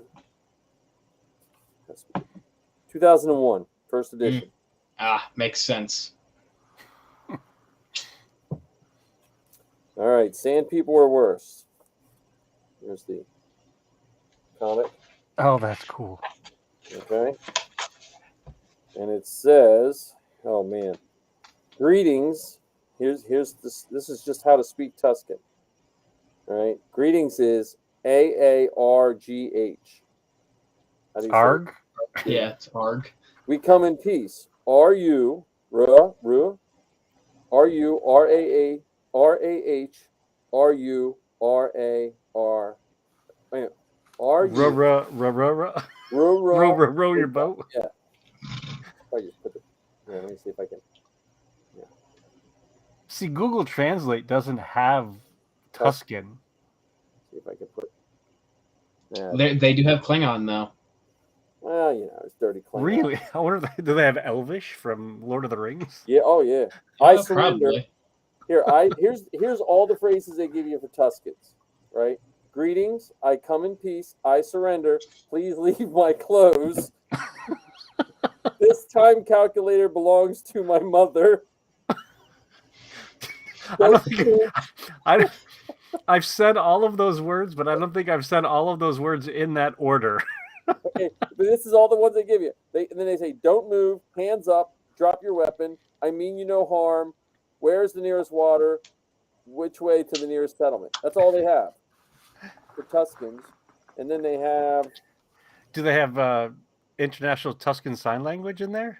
they do not. This is pre that. Yeah, Okay. I need a TSL guide here. Here it says, to the end of an awkward encounter like this, the recommendation procedure is to take away the Tuscan Raider's footwear, thus stranding him in some extent and giving them time to get a sizable head start if he chooses to pursue. Removing the power pack from his weapon also gives you a bit of an advantage, but stealing it is not good policy and should not be considered only if you feel truly threatened. Tuscan Raiders often have some rudimentary understanding of Huttese and Jawaese, since their habitat brings them in frequent contact with these groups. Therefore, you can resort to those languages as a possible alternative. And they give you a whole bunch of Jawa. Like Jawa is like, Utini, Martini. this is a funny book because Zoe used to love this book when she was being a Jawa. So I But just want I want to hear you and Zoe having a conversation in Tuscan. yeah, that's not going to happen. But Jawas, there's a number that Jawas don't like. There was a number that they don't believe in. I forget what it is. Oh yeah, 7 does not exist in the Jawa arithmetic. Explain, please. I have no clue. Okay, but they don't like the number 7. So it goes 1, 2, 3, 4, 5, 6, 8, 9, 10, 100, 1,000, Well, 100,000. maybe the Jawas are afraid of 7. Maybe. Because Just 7, 8, 9. 7, 8, 9. 7, 8, 9. Damn it. Come on. Come on. You softballed that one, and we all took a swing at it. Well, so I had a really bad joke to my wife. So we had chili last night, right? And I sent her a text today because normally I don't send her texts at work, but I was having a bad day. So I said, "Oh, Missy, my pants are very cold today." And then I waited and I texted her back because all my farts are chilly. And and I didn't see the face she made, but it was probably more of one of those like, "What the hell's wrong with you?" Faces. But it made me laugh. So One of the things I'd like to do for my Tuscan, I don't know how to do it.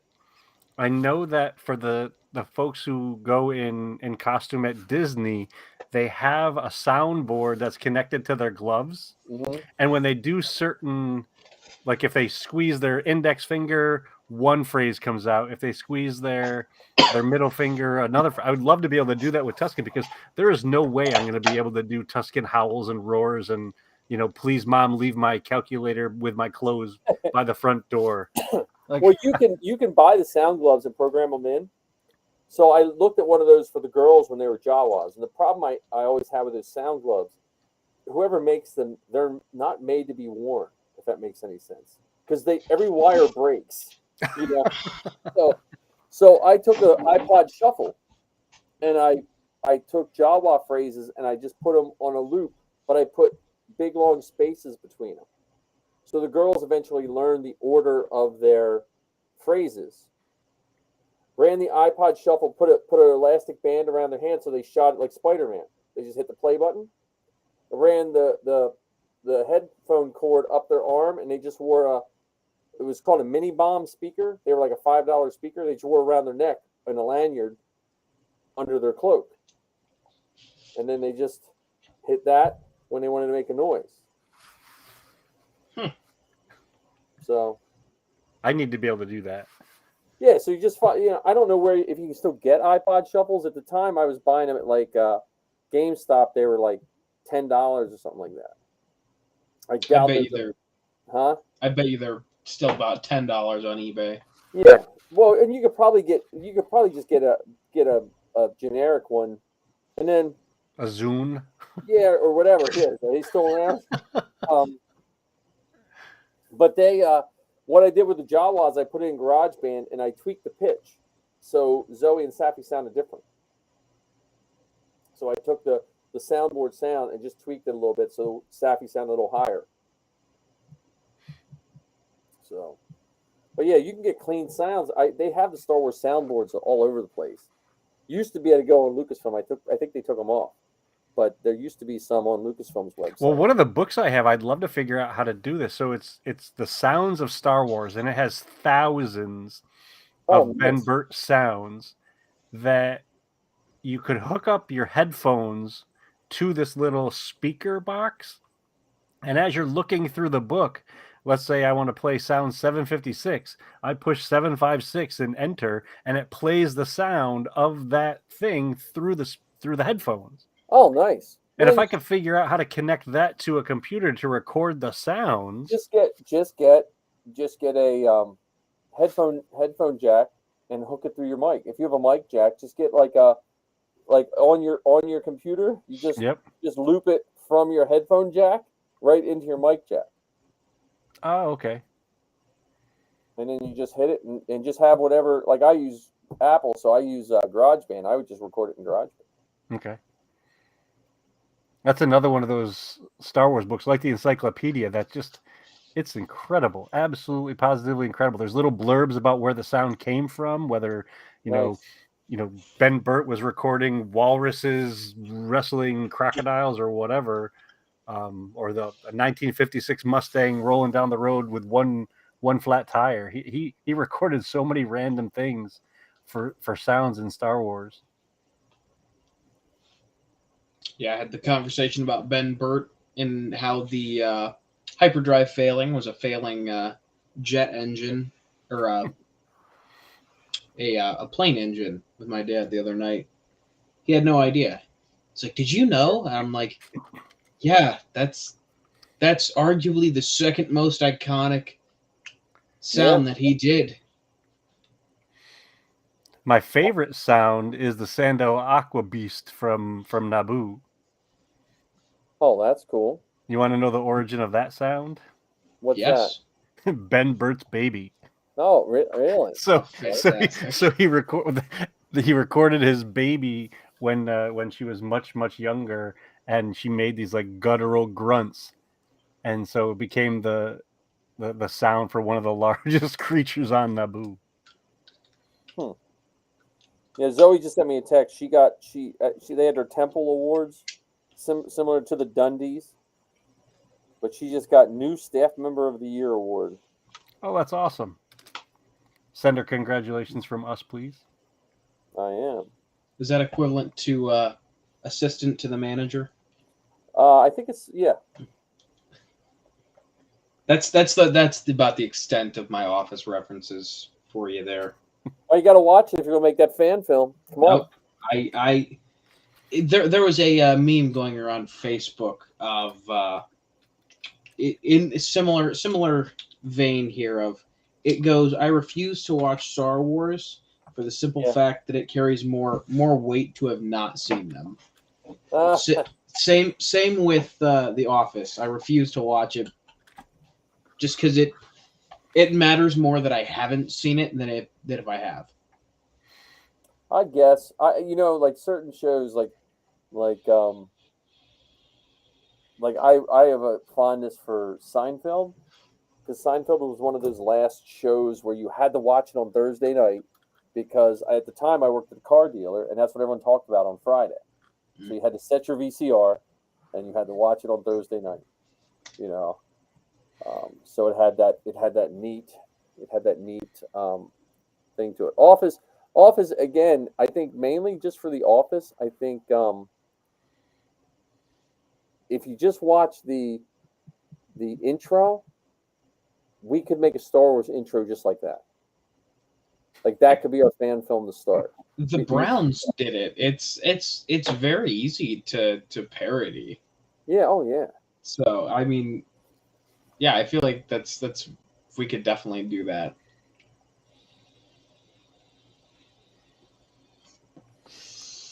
I had another idea for one of those brief Star Wars sketches. Yeah. And so you see this group of Tuskens, it's like 3 or 4 of them, and they're just carrying on a conversation like we're carrying on now. Mhm. And then you hear in the distance somebody approaching, and when they come onto screen, the Tuskens start talking in Tusken, and then they leave because the people who came on scene couldn't understand them, so they kept going. Like, phew, almost caught us. Yeah. There we go. Well, have you ever seen the Tuskens are a bad shot? The sand, how bad the shot Tuskens are. No. It's very similar to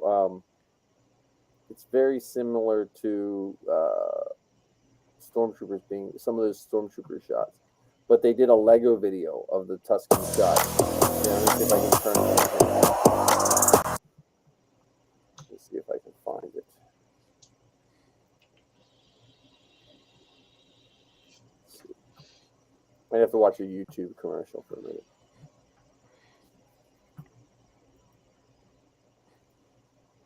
Come on. Want to see a Motorola? Can you guys hear it? Quite well, Yeah, I can yes. These blast points on the Sandcrawler, too accurate for sand people. Only stormtroopers are so precise. I don't know, Ben. Have you seen stormtroopers in combat?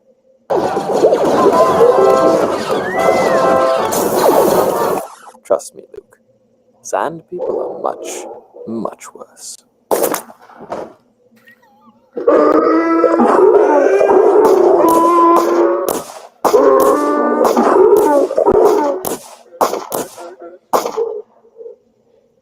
That's all. I feel like I've seen that actually. I've never seen that, and I need to see more of that. It's been around for a while. 2015, so it's been Yeah. around.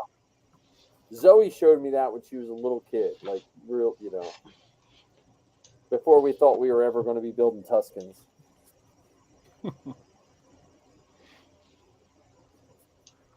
Yeah, I just need a date for that, and I'm solid because Here, if it's let me see. You're bringing a date? well, I'm We bringing don't my have- dad. We don't have. Oh, okay. we don't 'Cause have- I wasn't sure if we're talking about the same party. Let me see. I just need a date for that. Let me look. I'm scrolling through. Why is my kid's text? She texts me a lot of stuff. That's a good thing. It means you're staying in contact with your children. Yeah, I'm gonna have a hard time next year. I'm just telling you all that right now. It's not gonna be good.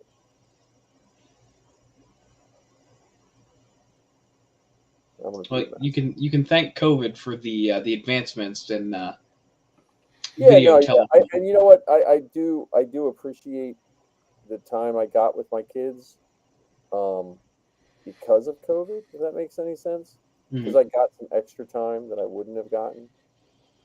So, hang on, I got way too many.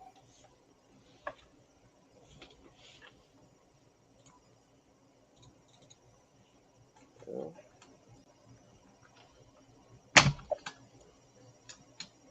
There we go. No.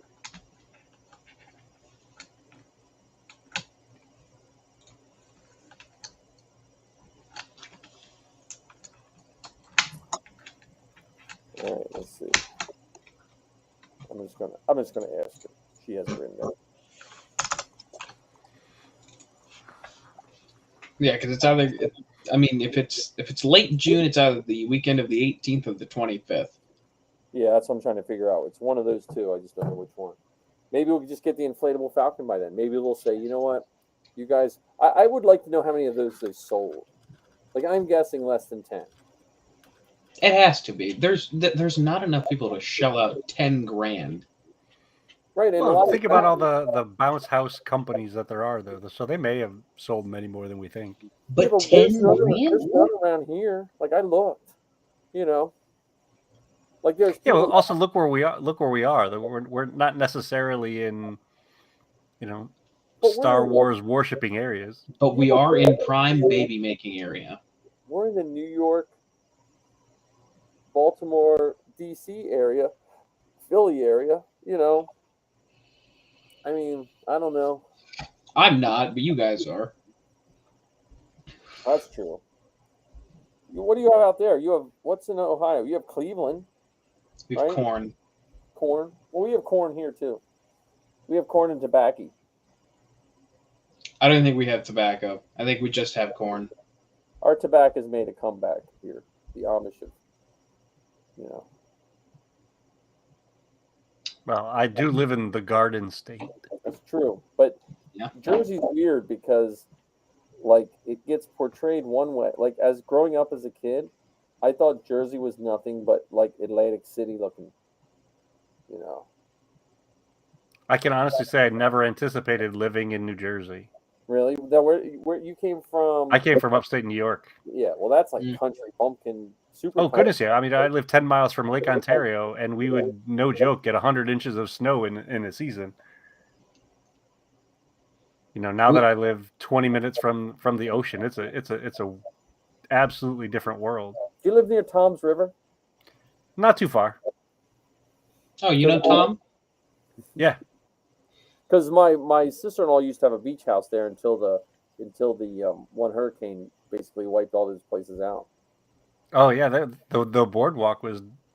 They had a whole like roller coaster, Yeah. in the ocean because it took out a bunch of that stuff. But her beach house was like 100 feet from the ocean, and we would go there and just like walk, to the ocean. And then when that came, and then my wife's sister and her brother-in-law wanted us to like go in and like buy into it, and their idea of like buying into it was like more than my house cost. I was like, yeah, no, I'm not. I'm not. Fordo's getting some potatoes. Funny Boil story 'em, about. fry them, cooking them in a stew. Hold on. Funny story about potatoes. So I was at Taco Bell today getting lunch, Okay. and I'm not vegan or vegetarian, but I really like their potatoes to substitute them for their meat. Mm-hmm. So I was ordering a chalupa, and I like tomatoes on their own, but I don't like tomatoes on anything else. So I said, yeah, can I get a chalupa supreme with no tomatoes, add potatoes? And she's like, so wait, do you want tomatoes or no? I said, no tomatoes, but add potatoes, mash them, stick them in a stew. Totally went right over the lady taking my order's head. And I'm like, have you ever seen Lord of the Rings? She's like, no. I'm like, all right, potatoes. No, but I did have a second breakfast. So I actually got to use that phrase in the real world today. I love it. I love it. Yeah, I'm waiting here from Zoe. If you ask for it fresca, I think it is, that's the vegan way. Mm-hmm. You have to say fresca, no meat. And that takes out all the dairy as well. Oh, see, but I want cheese and sour cream and all that jazz still on there. Well, next time, I'm going to make you my vegan mac and cheese. You don't have a nut allergy, do you? No, but I tell people I do. Okay. Well, I make a vegan mac and cheese, and instead of the cheese, I use cashews. Bless you. Yeah. And it's very good. It's very good. Hold on, what? I use cashews. These are two very different consistencies here. No. So I blend them up, and I put some spices in them, put a little water and this, and you put some nutritional yeast and all that, and it gives it a cheese flavor. And it's. How really do you know? How do you know? I've only been vegan for 8 years. Oh, okay. So if I was not vegan, I don't think anyone should go vegan unless they want to. But if I was not vegan, I probably wouldn't be able to wear my costume anymore. Because the arthritis was so bad in my knees that I got rid of my desk at work because once I sat down, it was practically impossible to stand back up. Like when I got out of my car, I literally thought I was going to be using a cane within the next year before I went vegan. Yikes. You know, and within a month of not eating dairy, my limp went away and I could bend my knees. So it's not for everybody, but for me, Yeah. it because I just thought it was just part of getting old. Okay, I'm just going to have a cane, you know. And from this side of things, I'm really glad that you described it the way that you did and said it was cashew cheese, Yeah, because the alternative could have been really, yeah, exactly. cheese, Fermunda Yeah. cheese. Yeah. I'm so glad you did it the other way. No, so the Oh, cashew, yeah. like the only thing unhealthy in the mac and cheese I make is, well, the pasta, of course. June 25th is the date for the Tuscan Party. Cool. 25th and 26th that weekend. 2 days after my birthday. There you go. So, Ain't no party like a Tuscan party. yeah. So I'll post that up. I just got to, you know. But I have a cookbook called Thug Kitchen. If you ever, Oh, I love that cookbook. yeah, that's all vegan too. And but I can't take it to, like, I used to take cookbooks to work and read during my lunch break and share with people, but there's so Oh, it many was all swears. there's so many swear words in that book. I can't take it because, you know, like, you don't know who's going to be offended by certain words, you know. So Well, you also don't want some random kid to pick it up and say, "How come this says?" oh yeah. Well, that's true.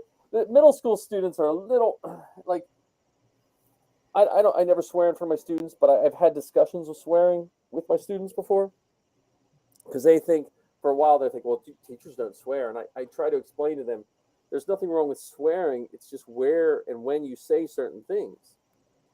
Know your audience. Yeah, I mean, I always give them the example. If I hit my finger with a hammer in the middle of class where you're all standing here, I will say way different words than if I hit my finger with a hammer at home. It's just, you know, that's part of being the professional teacher that I am, because I swear quite a bit, but I have yet to swear in front of my kids. I think the worst I one time told a kid to shut up, and then I apologized to him profusely. But in 20 years of only saying it one time, I think that's pretty good. You know, You're doing a lot better than me in 20 years than I have in 6. yeah, but I'm saying that's just part of, like, everyone's that way at their job. You know, like, you just become, there's certain things, like, I'm surprised I do this because there for a while I was very guarded to what I put online. And at a certain point, I was like, you know what, I can't, because as teachers, we hand over a certain amount of privacy, like you can't do certain things in public. And then at a certain point, I think during the pandemic, I realized I don't know if that's really, I should just be able to be, like, I'm not, like, you know, putting up porn or anything like that, but I shouldn't have to limit myself just because of my job if I'm not doing anything wrong. Yeah. You know. Yeah, if you're just being a human. Right. And I think parents are more understanding, but I would say 20 years ago when I started, I remember when I went student teaching, so I've been 21 years ago, they basically told us, especially as guys, they said, look, if you have long hair, tattoos, and even earrings, depending on where you go to student teach, you should think about cutting your hair, covering your tattoos, and taking your earring out. Not because we think you should do it, but it still limits you getting opportunities as jobs. You know, and I don't know if it's quite that way anymore. But you know, at a certain, you do have to still put a certain image of. It took me a couple of years to convince my boss I wasn't going to wear a tie every day. You know, because some of the old principals still wanted their teachers to wear a tie every single day. You know, and I was like, I'm not wearing. I finally told the one principal, because I worked at an impoverished school. I said, when I was growing up poor, if someone showed up with a tie on, it was either for a funeral, you owed someone money, or someone was getting arrested. You know, and so you want me to teach these kids dressed in a tie? That's not, you know, and it's also not how the business world works.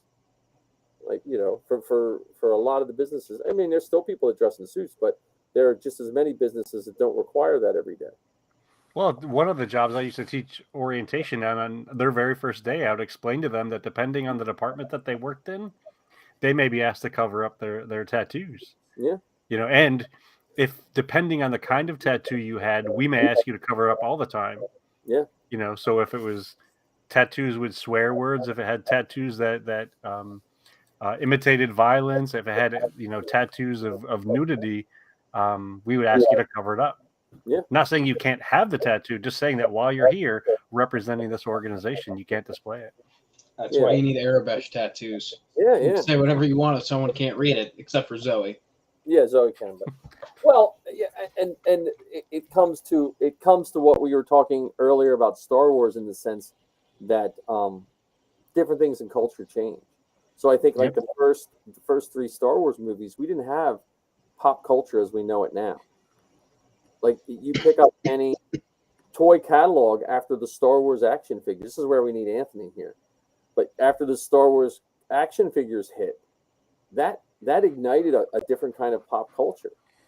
You know, like you had G.I. Joe and Barbie and maybe some Mego figures, but they didn't really until they saw the success of Star Wars, and that started building that pop culture, you know.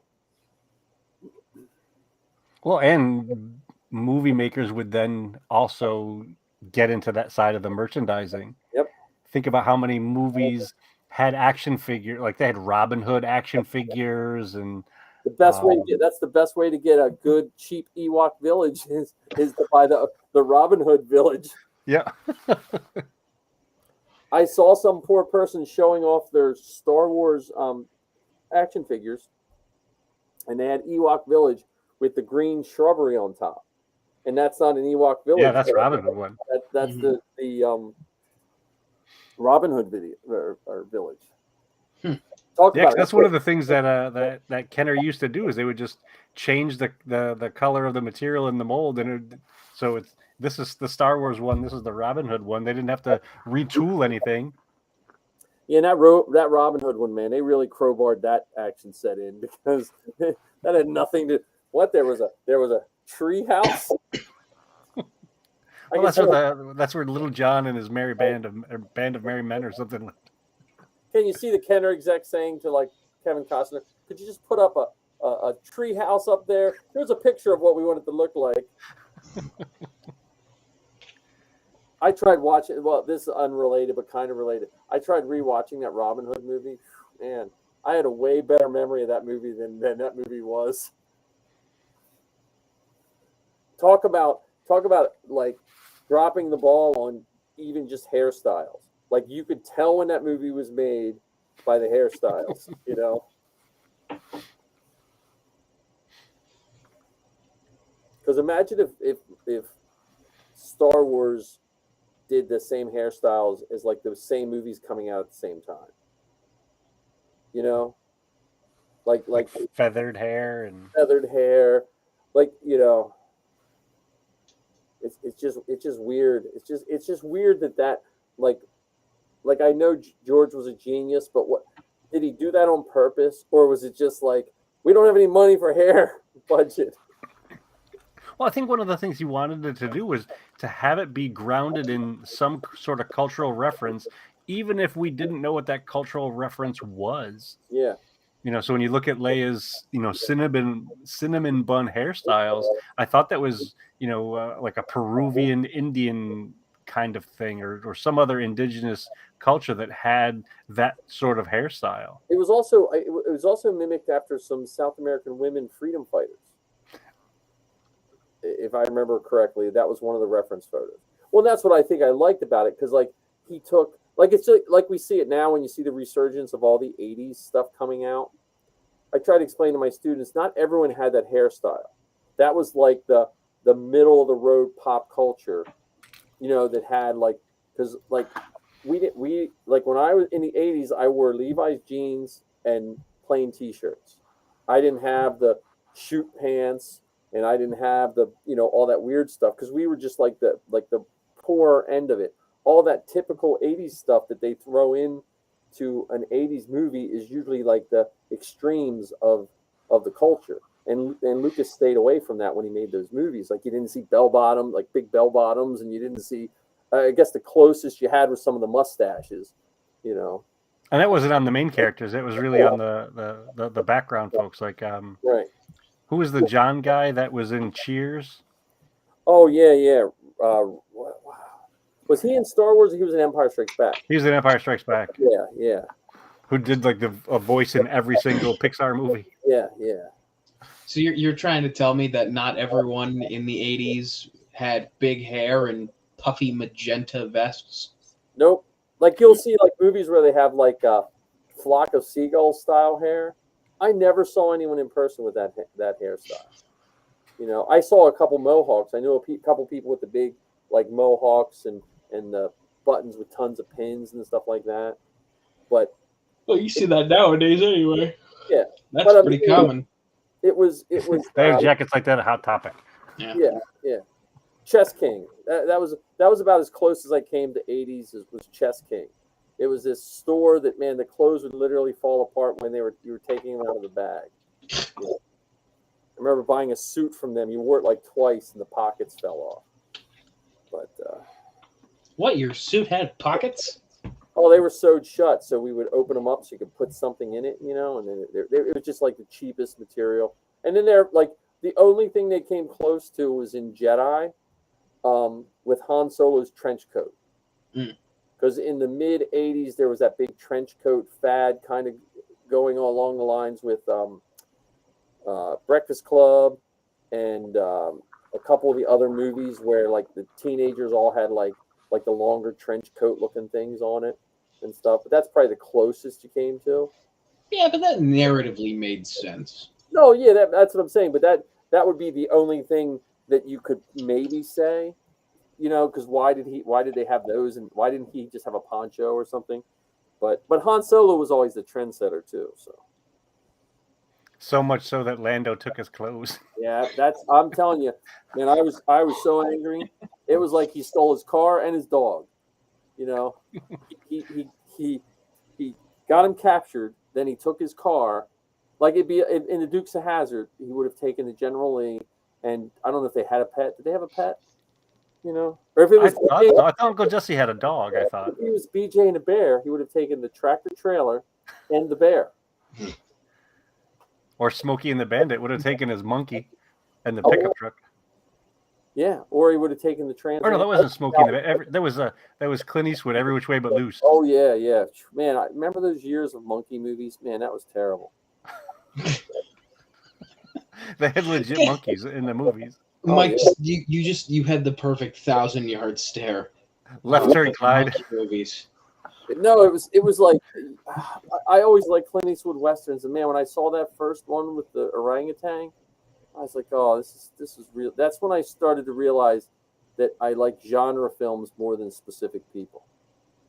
Was when I saw, because I was like Clint Eastwood, man. You know, Good, the Bad, and the Ugly, all the spaghetti westerns, Josie Wales, High Plains Drifter, and then that one came out, and I was like, what is this? You know. I even liked the one where he shot the same gun that Han Solo shot. What was that one? He was I I only know don't it as the remember. broom handle. Huh? I only know it as the broom handle. He had a broom handle Mauser. It was a Western, and he had a Mhm. broom handle Mauser, Clint Eastwood's character, and he shot it like a little machine gun. I don't know. Well, I'm gonna pack it in for the night, guys. I really appreciate hanging out with you. Yeah, I'm falling asleep sitting up. Yeah. Well, I appreciate everyone coming on. I'll put the Tuscan Party stuff up on Facebook. And I know it's 25th. And but before we go, follow everyone. So follow John on TikTok. Let me go through my captions real quick. Ken, Forces of Star Wars podcast. Hopefully, you have an episode coming out soon once you get all your nuts and bolts figured out on the last episode. Not last, like no more episodes. The latest. The latest episode. Actually, it's funny because this month is the 2-year anniversary of our podcast. Man, we launched our very first podcast in April of 2020. That's good. And then my daughter's podcast, Star Wars Geek Girl. Follow me on TikTok and Instagram. And Zoe's podcast is the Sunday of Celebration. Will be live Also, she did put a bunch of writings up this week. I think that's all we got. And when we get together next week, John, let's spend time talking about the podcast that you want to put together. Yeah, Beskar Bucket. I was gonna say that's I finally have a name and a hopefully gonna record the first episode this weekend. I don't know who with. Give us the pitch of it for at least. So essentially, what it's going to be is just a platform for all different sorts of creators, whether that be cosplayers, filmmakers, just anything in general for Star Wars. It's going to be it'll be like a D&D esque theme of you sit down at a bar and start explaining your story to the barkeeper, the bartender. Nice. So that's where the name the Beskar Bucket comes from. Is your same vein as like the Prancing Pony and the old tavern names. Now, have you So- played D&D before, John? Oh yeah, I used to play it every weekend Ken, for you played 4 or D&D? 5 years. Yeah, I used to play as well. Because when John sent that the same day, me and Zoe were talking about that us three should think of playing D&D one Wednesday night for the podcast. Or even better yet, if I can get a hold of a game master that ran the old West End Games Star Wars game. So like That could be fun. one That could be fun. night out of the month, we play a role-playing game. Because I've been playing D&D since like 78. So, but I don't want to DM it. I don't want to need one more thing I just want to show up and play. But Yeah, I'm bad at keeping track of everything. I was never a good dungeon master. I love DMing, but I honestly just, with everything going on, I would just be a very bad DM. I'd love to have Zoe do it, but she's like the second most busiest person I know after myself. So, yeah, but think about that, because that would be cool, and then that would push for your show. And then John, when we'll have to get you on Zoe's show, but also if you make a bumper for your show and send it to me, I will tag it on the end of Zoe's podcast. A bumper meaning Like a 30-second commercial. Where to find it, just an audio commercial, and we'll throw it on her podcast. And keep bugging her to be on her show. She's busy. Once she gets on busy, she'll have you on the show, I'm sure. I see. I don't like being too pushy, especially with people that you know. You won't be. It's just how You're talking to the guy who sends a letter to the Inflatable Falcon folks every week. Listen, and this is what I try to explain to Zoe as a parent. So I'm as your surrogate uncle here. If you have something good, you're not being pushy. You're not asking someone for a favor for garbage. Like, think about the stuff people ask you for every day. How many people have tried to enter all of us in multi-level marketing schemes, Pyramid schemes, yes. all that nonsense. So if everyone would just if the good people would put the same effort into being proud of what they're doing and promoting it, it's not a problem. I just know with me, the more someone asks, it doesn't. I never wanted to come across that I don't care. I get tunnel vision sometimes, and I need someone to just poke me in the side of the head and say, "Hey, remember you said you," and it doesn't hurt my feeling. And Zoe's the same way. But It'll be memorable if you can record it in Tuscan. Yeah. Well, and listen, when you get the show recorded, this is another recommendation, and this is what iHeartRadio does, and I think it's a good method, is you get a copy of it, you send me a copy, I will put it on her feed as a special episode, because the podcasters forget, and I probably give Ken this speech at one time, podcasters sometimes think other podcasters are their competition. Podcasters are not your competition. Podcasters are how podcasts work. And the only way for podcasts to grow is to make sure they work on other podcasts. Because podcast people listen to podcasts. And I've picked up way more podcasts because I've heard someone speak on someone else's podcast. And then I'm like, hey, I'll see what they're all about. So when you do an episode, if you send me the episode, I will put hey, there's a special, and we'll put where to find it, and I'll throw it up on Zoe's feed. I'm not saying she has tons of people, but she's been doing it 7 years. She has at least a stable audience. Right. Yeah, I'll definitely have to take you up on that one, and then I'll just have to sit here and write a script for a bumper for you. Yeah, or your So- bumper. So get Headliner, the app Headliner. Mhm. Write this down. Get the app Headliner. That will help. That helps you make bumpers. And you can do two free bumpers a month. Really? And it's the ones, if you ever see the ones I put on where it has like the little voiceover with the background of her podcast, they're made in Headliner. Come on, wake up. Anything else, Ken? I'm sorry to keep you. No, Yeah. not that I can think of. Ken got the podcasting skills too. And now you guys use Anchor, right, Ken? Yeah, we host our show on Anchor. Because I moved CaritaCast to Anchor. I haven't been brave enough to move Zoe's just because I Yeah, we only have 22 episodes I over don't 2 feel like years, doing so 225 episodes at the moment. You know. Now, is that an RSS hosting feed? Anchor is, yes. So Anchor is all free. Like I use SoundCloud, but I pay for it every year. Anchor is free, and Anchor has, I think Anchor you can actually do off your phone if you have to, right? yeah, Ken? absolutely. Yep. Yeah. I haven't done that yet, but Anchor has a lot of good stuff going. I once I get CreatorCast back up and running, we'll be using Anchor. Again with Zoe's, it's just I already paid for it. I paid for when it was like, and then I just forgot, and it renewed again. I'm like, okay, I just don't feel like transferring over, 200 and some episodes. Just I would recommend make sure copyright and stuff like that. I know it's a pain, but I had to go back through and redo her bumpers at 100 and some episodes to copyright free stuff. So start out making sure you worry about that stuff, because then Oh then yeah. you'll get picked up on Spotify and all that. Like just go to every single thing and just try to just put your stuff on there. Yeah, because I've so the game plan here is just to have some ambience, because I'm going to record everything in Restream. That way I can do it live as well as have because I paid for their professional, or not the professional, the Right. whatever the middle of the road is. Yeah, that's what I pay for too. But yeah, so I'm gonna have I have a 3.5 hour loop of some like ambient tavern noise with Cool.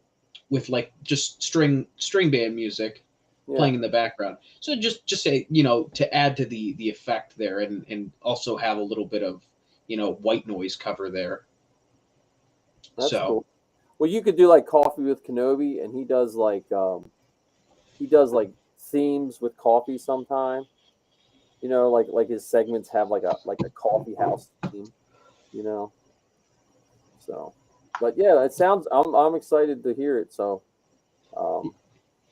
yeah, you got two listeners. the name came to me first, and then the logo, and then I'm like, oh, and then just ideas kept rolling. So cool. it was one of those things where it snowballed into a full-fledged idea. Well, I'd say get it on, iTunes, of course, iHeartRadio, Spotify if you can. Spotify. Yeah, I'm already set up with Apple Podcasts because I Yeah, well, that's who all mine. But then a lot of them feed right off of that. Yeah. So you just want to go to every podcasting service, because eventually then the smaller ones will pick them up. You won't even have to send it to them, like Podbean and all that. They'll just send them, and then go in through. Have you used Chartable yet, Ken? No. Or Roku Depot? Have you looked on Roku Depot? No. Roku Depot does summaries sometimes, and they'll pick up random podcasts sometimes. Oh, that's cool. I haven't. So Yeah, I get one of the things that we've talked about with now that we're up to the Fantastic Five, the rad batch. We're talking about trying to figure out a way of doing this a little bit more seriously and seeing what we can do to increase our listeners and be more consistent in our delivery of stuff. that's been one of our biggest challenges, is being able to put things out on a consistent basis, whether it's once a month, every other month, whatever. Well, always starts like it's better to start once a month than once every week, because I know with the girls, they were doing good for a while, and then it slowed down. Oh yeah. But And they I became still- adults. I still highly recommend you want to get on podcasts. You want to, once you have your show, you want to promote, because that's where the podcasting grows. And like the girls get bumps if they have another podcaster on. I can see bumps in there. Now I can only read from SoundCloud because a lot of the other numbers are skewed because it depends on how people listen and stuff like that. But I just use SoundCloud as my base. And if she has another podcaster on, she got, for Jonah Marie that does Geeky Bubble, she got more listeners than when she had EK Johnston on. From just because you bring their listeners. Now it'll probably eventually EK will bring her in more, but that's when you also start getting invited to things. If you go to these podcasts, and then someone's going to eventually say, "Hey, would you like to co-host with me?" That's what happened to Zoe. And then then we lucked out. Her second or third month in, she got invited to be on a panel to ask Vanessa Marshall questions. And then somehow she got asked to just have Vanessa Marshall on. So, it's the luck of the draw, And if you And there has to be that even though it is the luck of the draw, it does take some concentrated effort. Right now, we're putzing with it. We're having fun with it, and we're at the place where we're thinking about taking it a little bit more seriously than we have. Well, Ken, which is pretty exciting. Yeah, well, reach out. Like, I think you and Sal would be to hear you and Sal battle wits of your Star Wars knowledge. Because Sal's like a walking encyclopedia of everything Star Wars. Yeah, Sal's one of those people I would definitely like to become friends with, just from listening to him on the different shows and stuff. Yeah, and again, just go around the shows, find Star Wars shows. Like Toga does a YouTube channel. Like, I want to jump on his show because he has a different demographic and of toy people. Pop Culture Hour is another one, John, that you might want to jump on. They don't do completely Star Wars, but that's Johnny Grasso he's from Tom's River, actually. But he used to do a Star Wars podcast. That's awesome. Well, thanks for hanging out with us tonight. Yeah, or letting me hang out with you guys, really. Right.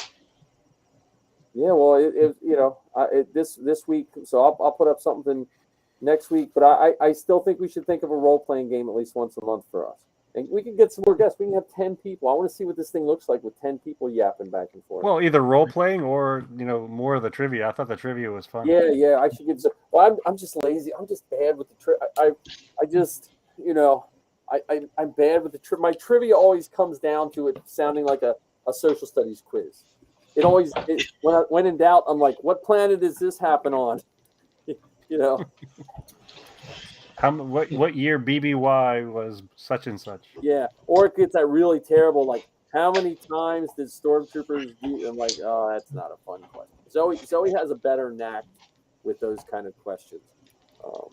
I can ask you how to do HTML and all that kind of stuff, but nerd. HTML is fantastic. That's what I teach my sixth graders, HTML. Well, right now I'm teaching them how to stalk people online.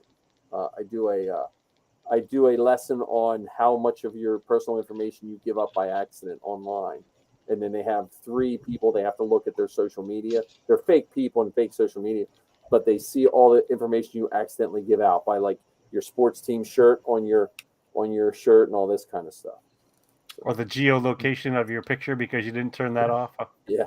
Well, that we don't even get into that. That's a whole nother, Or reverse phone number search. Reverse phone number, yes. Or they just tell you, "Hey, I was at blah blah blah today." I'm like, which I always tell my students I'm not a believer in. Statistically, we taught the kids how terrible the internet was, and they found out that the crimes on the internet are parallel with crimes that aren't on the internet. You know what I mean? Like, as many kids that get kidnapped from the internet are the same amount percentage-wise of kids that just get kidnapped in general. It's just way more sensational when they can say, kidnapped person on internet. So I don't teach my kids to be afraid of the internet. But yeah, John, it sounds like an awesome plan. I can't Yep. wait to hear it. Yeah, just gotta coordinate in the old Discord.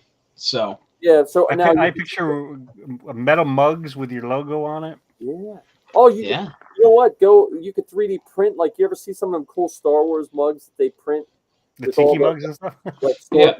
like the Stormtrooper stuff. Hey, I have a mold for the Tusken mug. No, I have a mold for the Ewok mug, the Tiki Ewok mug. Which is another language we're gonna have to learn in addition to Yes. Tuscan and Huttese. So Yeah. So but you're going to host it by yourself, John. You'll probably I'm always a big proponent of more than one host. Mhm. But I also think sometimes being your own by yourself, you can run your own schedule. So yeah. And the only other thing was I don't want to have I want to have a guest each episode. Whether that be That's someone different or yeah. what's that? Your dad should be your first guest. See, I honestly, God, I thought there were a few people from my inner circle that I kicked around, either having my dad who is on the same level as me of fandom, or someone who has no idea about anything about Star Wars. oh, that'd be a Just- great trio of gigs. Right. Have them both on at the same time. It was like 6 years before Zoe had me on her podcast. Really? Yeah, I tend to talk too much. It's just a teacher in me. Oh, And so Ken knows that right now. Yes. I'm 20 sorry. minutes ago, like we're wrapping this That- up. That's the old Italian in me. Our old Italian families, we would say goodbye at like 9 o'clock, and everyone left at midnight. Oh That's yeah. just- that's but the first couple years I purposefully made sure I would not do her show because she was like 14, 13, and I didn't want it to be my show with Zoe on it. So I just make fun of her about it, but I understand, But no, your dad would be like the ultimate creator because he created you as a Star Wars fan. Yeah, thank the maker. Yeah. See then you guys. See you later. See you, Ken. See you, Ken. But yeah, no, you can have a lot of fun with. I'm looking forward to it. I think you'll have a blast. Whoops! I almost turned yours off. It switched off Ken's, and then I was right on the same button. And then you just put those feelers out. Like once you build a backlog of things, then you start. Like there's some good TikTok creators you can ask and get on there. And then it just builds those numbers. But I would make teasers, and I would go on that headliner and make some of the headliner things because they're so nice and easy. And I think you get 2 a month.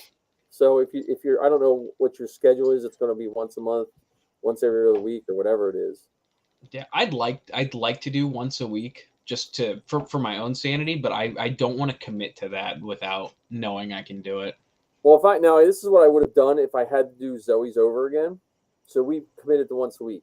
If I had to do hers over again, I would have had her do once a week, but I would have split it, and I would have posted one up Monday and one up Thursday. I would have split the. So what you might want to think about is because you're doing guests and you want to do it once a week, because it'll keep your feed alive. You want people to keep checking your feed like on their phones, and so it's that gap between people checking it, even if they just swipe through it. So if say you record an hour and a half show with someone, figure out a breaking point, like have a segment, like just something you don't have to tell them you're going to cut the show in half, but it could just be like you have a specific question you ask 45 minutes in or something like that. And then that, I'm going to cut it right there, take that, and then just post one up Monday, post one up Thursday. And that'll keep your feed alive, and you'll build more episodes quicker. Right. Because what people look at and I do it when I look at podcasts, you sign something new, and you're like, well, they only have 15 episodes. How good can they be? Well, if you do it every week for a month and you cut it in half, you've doubled your amount of episodes. Right. That would be my recommendation. Plus, then you're guaranteed if someone likes it, they got to listen to 2 episodes. Yeah. And, honestly, God, the thing I'm most excited for is, I've already got I don't know if it's 9 or 10 different people that I've just garnered over the last year or so on TikTok. I've got people like have you seen the guy who does the Loki Mandalorian armor? Yeah. I've got him lined up. I've got the Canadian armor lined up, and I've just got a couple people who I've been mutuals with for a while that I don't want to say I know them on like a personal level, Right. but I know them as creators. So I'm very excited for the backlog, if you will, of people who I've got who are at least interested. Yeah. Well, that's cool. That's it sounds like I'm excited to hear it. I mean, it sounds like a lot of fun, and yeah. So Yeah, because you make the first episode, you get it to me, I'll put it on Zoe's feed, and you just put all your stuff in there, get your hashtags right, and I'll throw it up on hers because it helps me too. It helps her feed alive. But then, especially if you do a 2-episode one, that's what's a really nice thing is if you do 2 episodes a week and you send me the first episode, they will listen to it on my feed, but then they got to go to yours to get the second one, right. second half.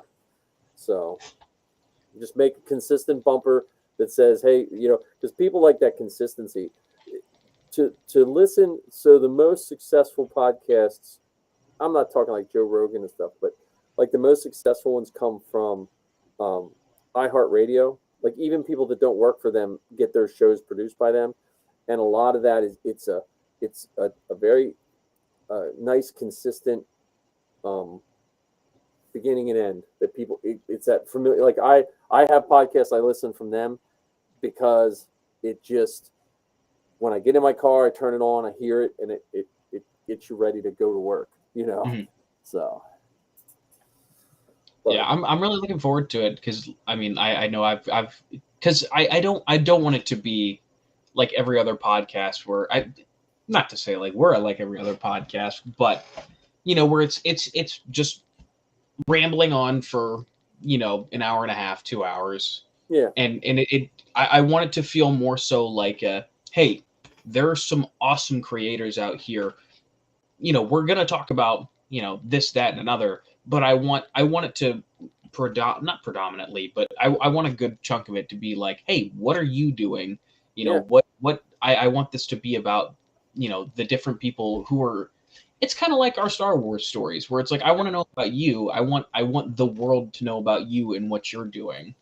well, that's what people want. I mean, I wish we would have had a better format when we started this. This just kind of grew into something because I like formatted podcasts much better myself personally. Mhm. And that's what people like to hear new players. Plus, there are a lot of creators in TikTok that just don't seem to get a footing. And you're like, your stuff is good, so and they just like to talk, and you hear what they have to say. And then now you're going to do video and just audio, right? Mhm. So that's good too.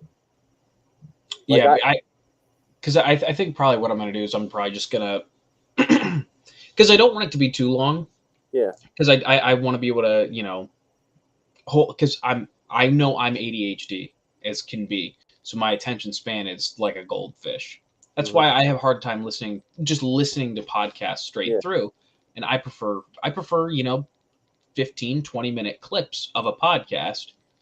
So I want to keep it down around around an hour, maybe an hour and a half.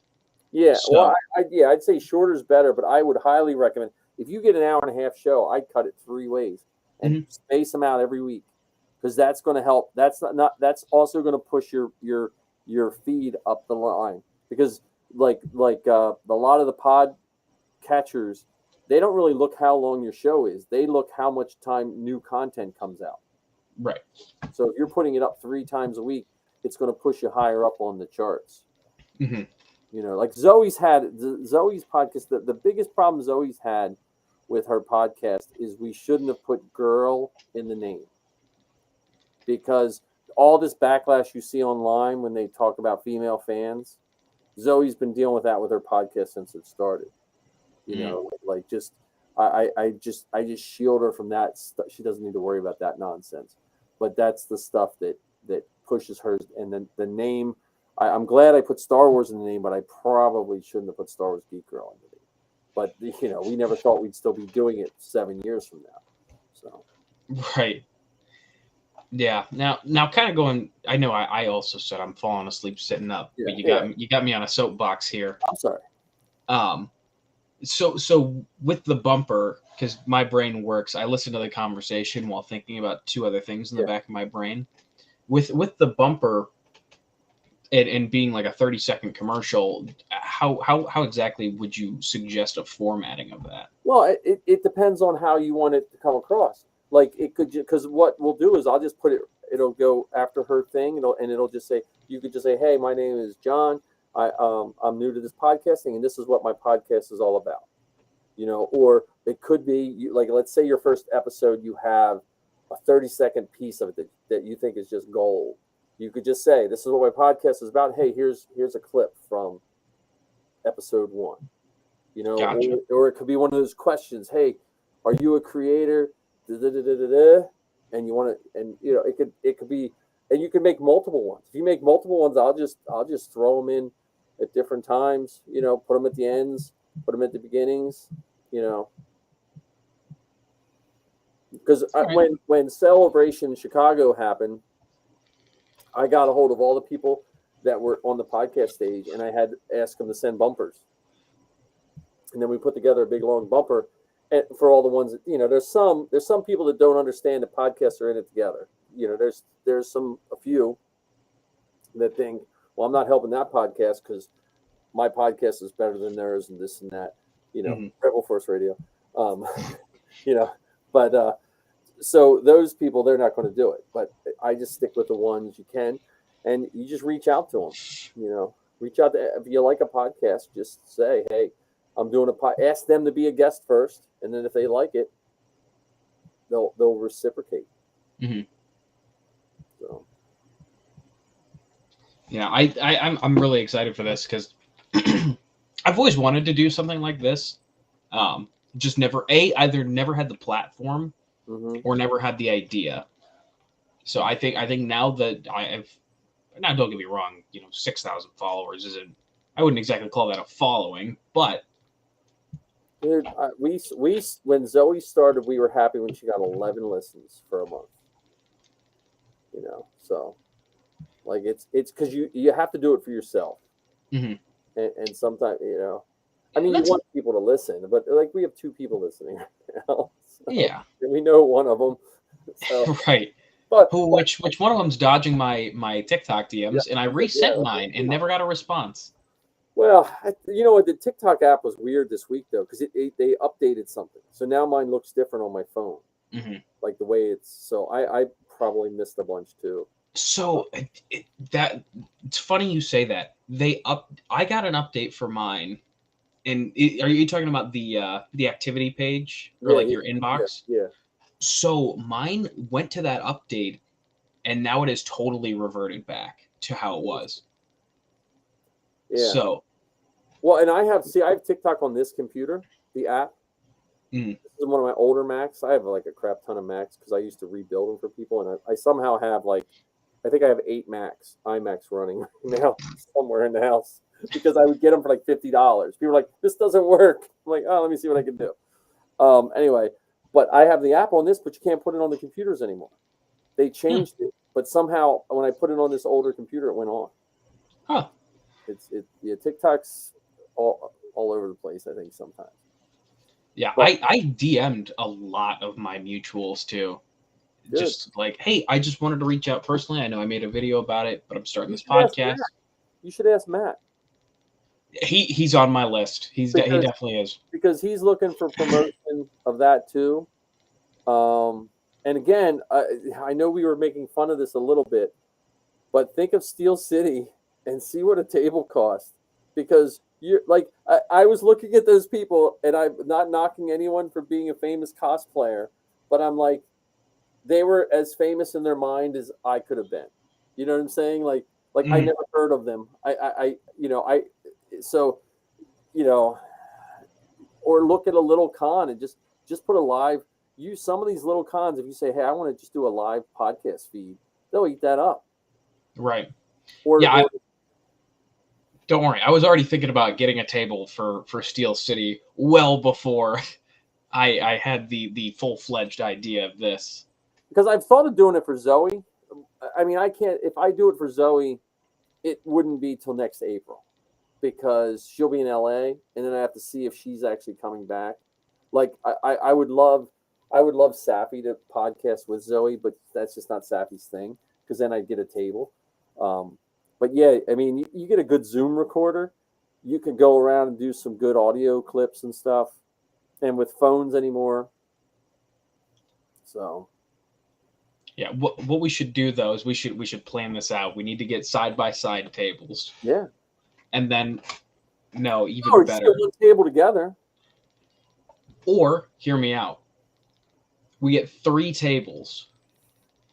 You've got Zoe on the left. Yeah. You've got me on the right, Right. and then you and Ken in the middle, and then it just looks like one big inflatable Falcon podcast. Yeah, there we go. Yeah. Well, and that's the other thing with if you look at podcasts, some podcasts start these podcast community things, you know, like I forget what they're called, but it'll be a group of podcasts that kind of work together. Mhm. So you get, you know, stuff that people promote themselves together.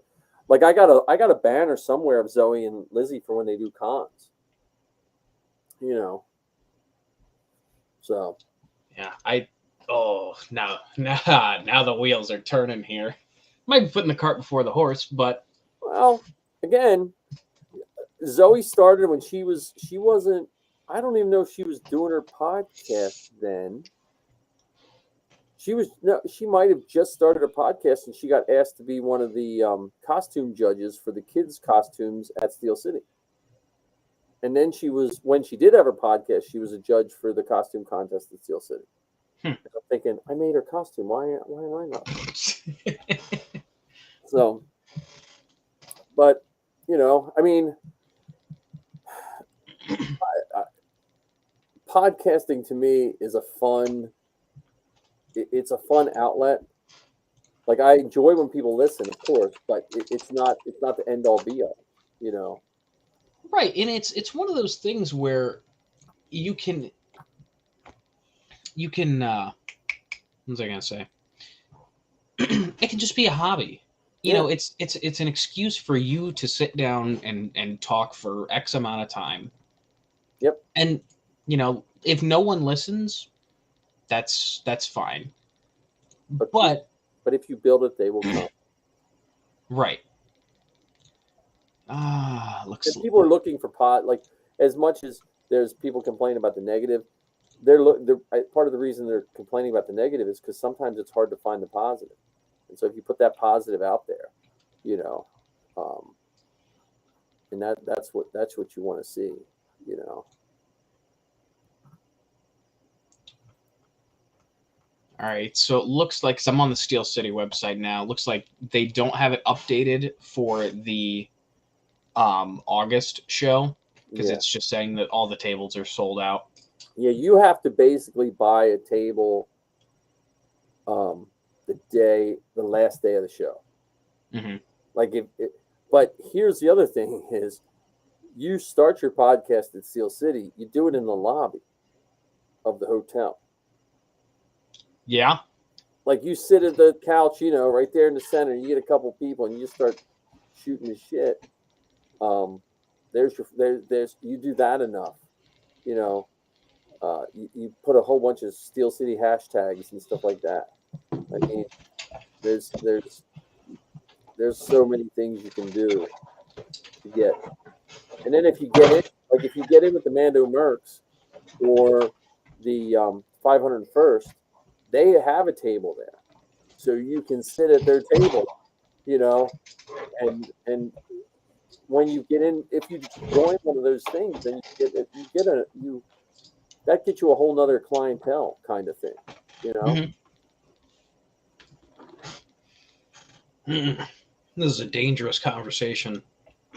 Well, I tell you, I'm glad I got into podcasting when I did. Like I tried to get Zoe in about 4 years before she actually got into it, but I don't think we could have got in as much as we did then because it was difficult when we first got in, just because it was hard to host stuff. It was hard to do online recordings. Everything was just like a big chore.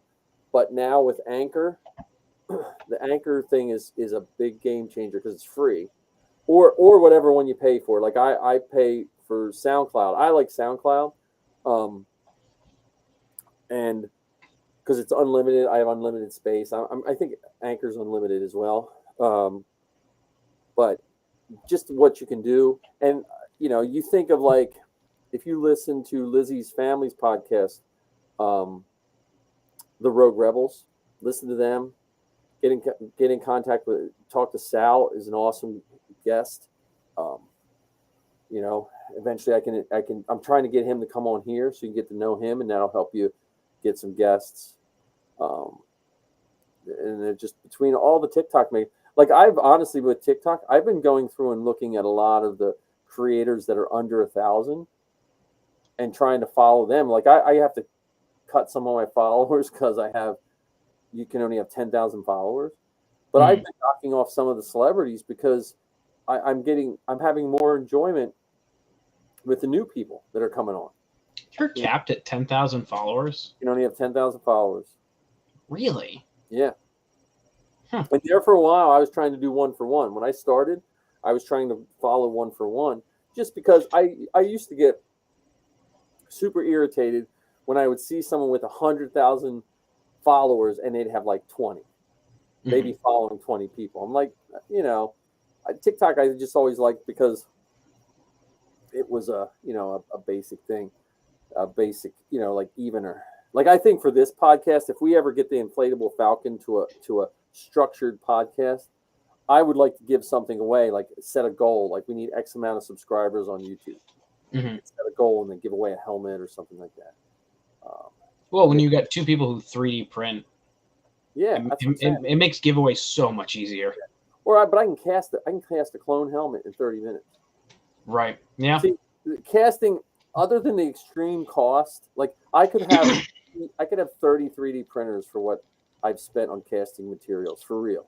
Like there for a while, like I probably have 1,100 hours worth of material just sitting under my desk right now, and it fits under my desk. You know what I mean? It's not when I think of like I could carry $1,100 of material in 2 trips in for my car. So that's a lot of printers and material I could do. So, but yeah, I'd like to do that. And we don't have to do 3 hours and 20 minutes, but I still have fun doing, 3 hours and 20 minutes. But like you said, though, I mean, if we structure this somehow, like if we actually sit down and try and structure it, I mean, this is 3-4 episodes right here. Yeah. I should probably cut the audio and throw on a feed. I should probably pull the audio from this. I'm surprised we haven't been doing that already, to be truthful with you. I've just been lazy. Well, yeah. This is like the final stretch of school when all of a sudden kids care about their grades. So like I should be grading stuff right now, and I was grading stuff until about 6:30, and then I was like, I got to go take a break. So yeah, but Wednesdays at 8:00 is time for the Inflatable Falcon. Yes. So unless you take a nap for the first half hour on accident. I didn't want to bug you because I didn't know if you were working or I knew you were working on your show and you're working. I didn't want to bug you either. So, spring break. See, our spring break was Monday and Thursday or Monday and Friday. And yeah, it's funny. I want to go to Jordan's shop again. Safi and I are going to probably go up, but he wants to pay the girls to organize the stockroom. I'm telling you, just let him know, like, hey, I know this guy. He's in Ohio. He's willing to take time off work. You don't even have to pay him in cash. Just hand him a couple action figures and solid. He had a 4-lam, the big 4-lam, the 12-inch 4-lam I was looking at. He has a lot of those. Like I could almost complete a 12-inch. He had the 12-inch Django Fett that came with all the different pieces that you could dress. You ever see that? Mm-hmm. He had the 12-inch Luke that came with all the different materials. He had the 12-inch Luke from 78 still in the box. The Gentle Giant? No. The original 1978 Kenner 12-inch Luke Skywalker. Yeah, those were the they called them the Kenner Gentle Giants. Oh, okay. I don't know. They were just the original ones. He had one of those. Yeah, they look like the 12 back cards. No, But- no. These were the original ones that came out in 1978. They came out with 12-inch,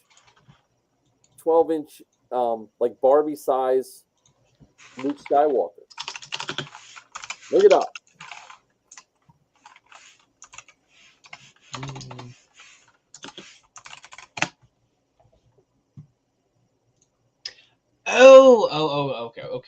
Okay.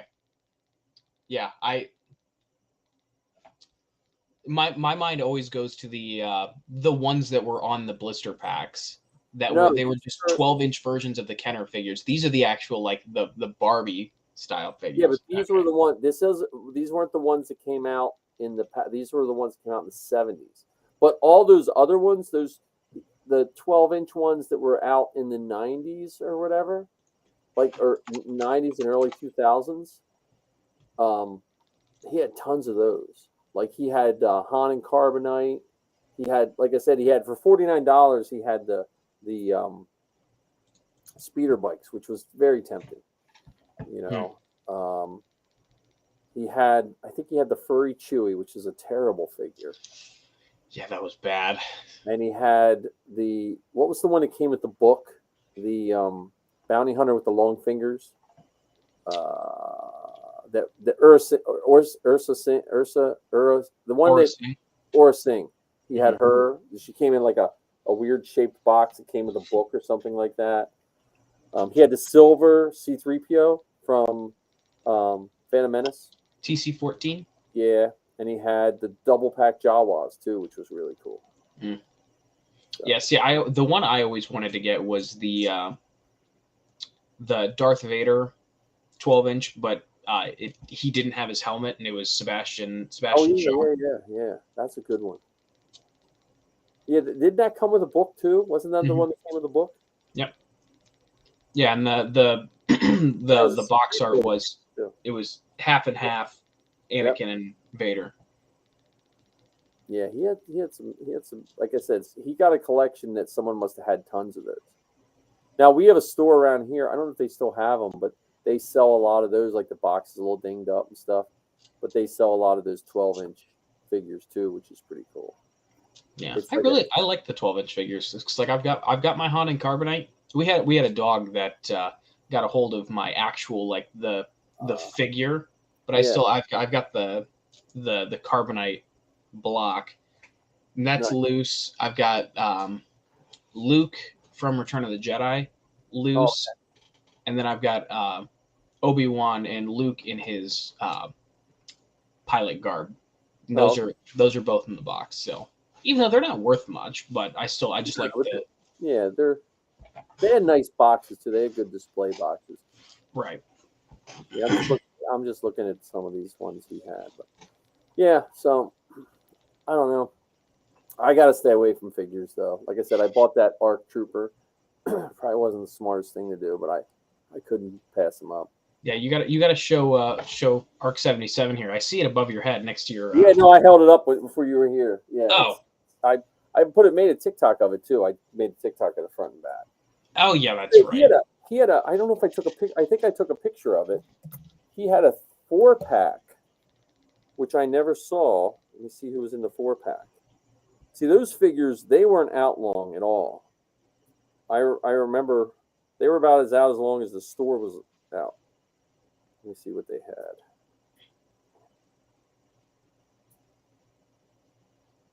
Yeah, because I was just looking at like the few pictures that he posts. I saw the picture that Zoe posted, and then just the TikToks.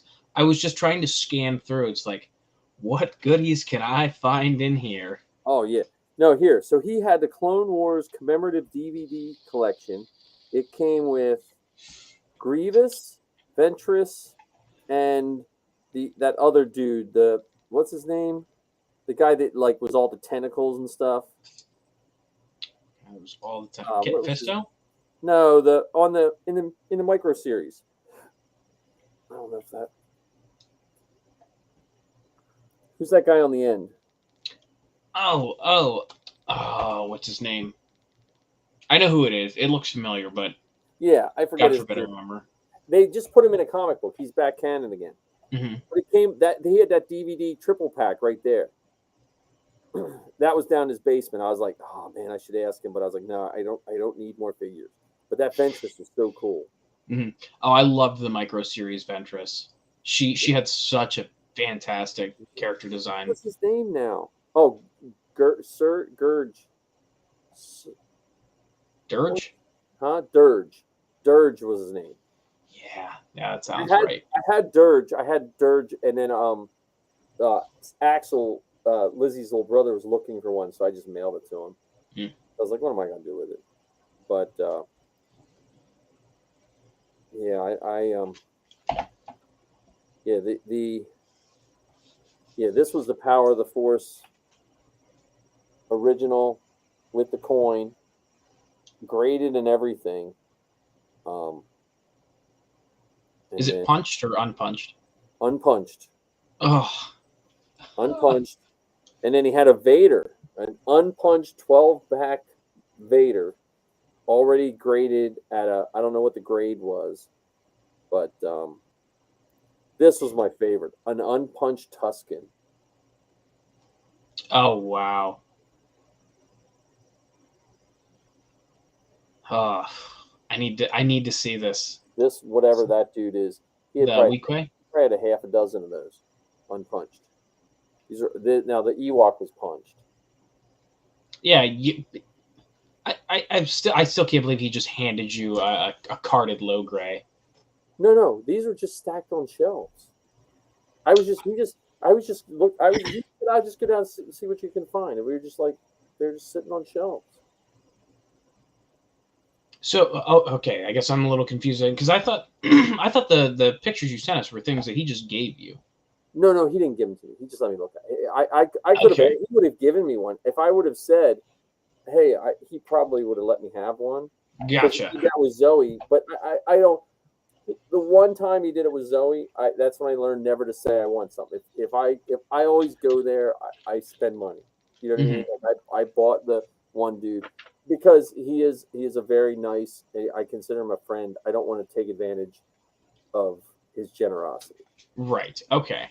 All right. But I guarantee if I would have said, "Hey, this guy's cool," he would have probably said, because he loves Zoe. I don't know what he thinks of me, but he loves Zoe, and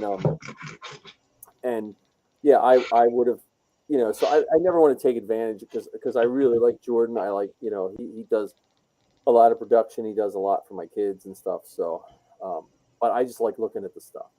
Right. Yeah. Yeah, I'm jealous that you know so many people that I'm completely envious of. Dude, it'll happen. It took me to 50 years to get to this. You're already ahead of the game, right? You're like half my age, so it's not. I don't know, like I know Jordan. That's about it. I mean, I know a few that came. Some of the guys that came from Zoe's episode of, and that was just a fluke. There's again. That's why you want to build your podcast with as many episodes. You just want to have that when that lightning strikes, you want to be able to have something to catch that energy, and that's what.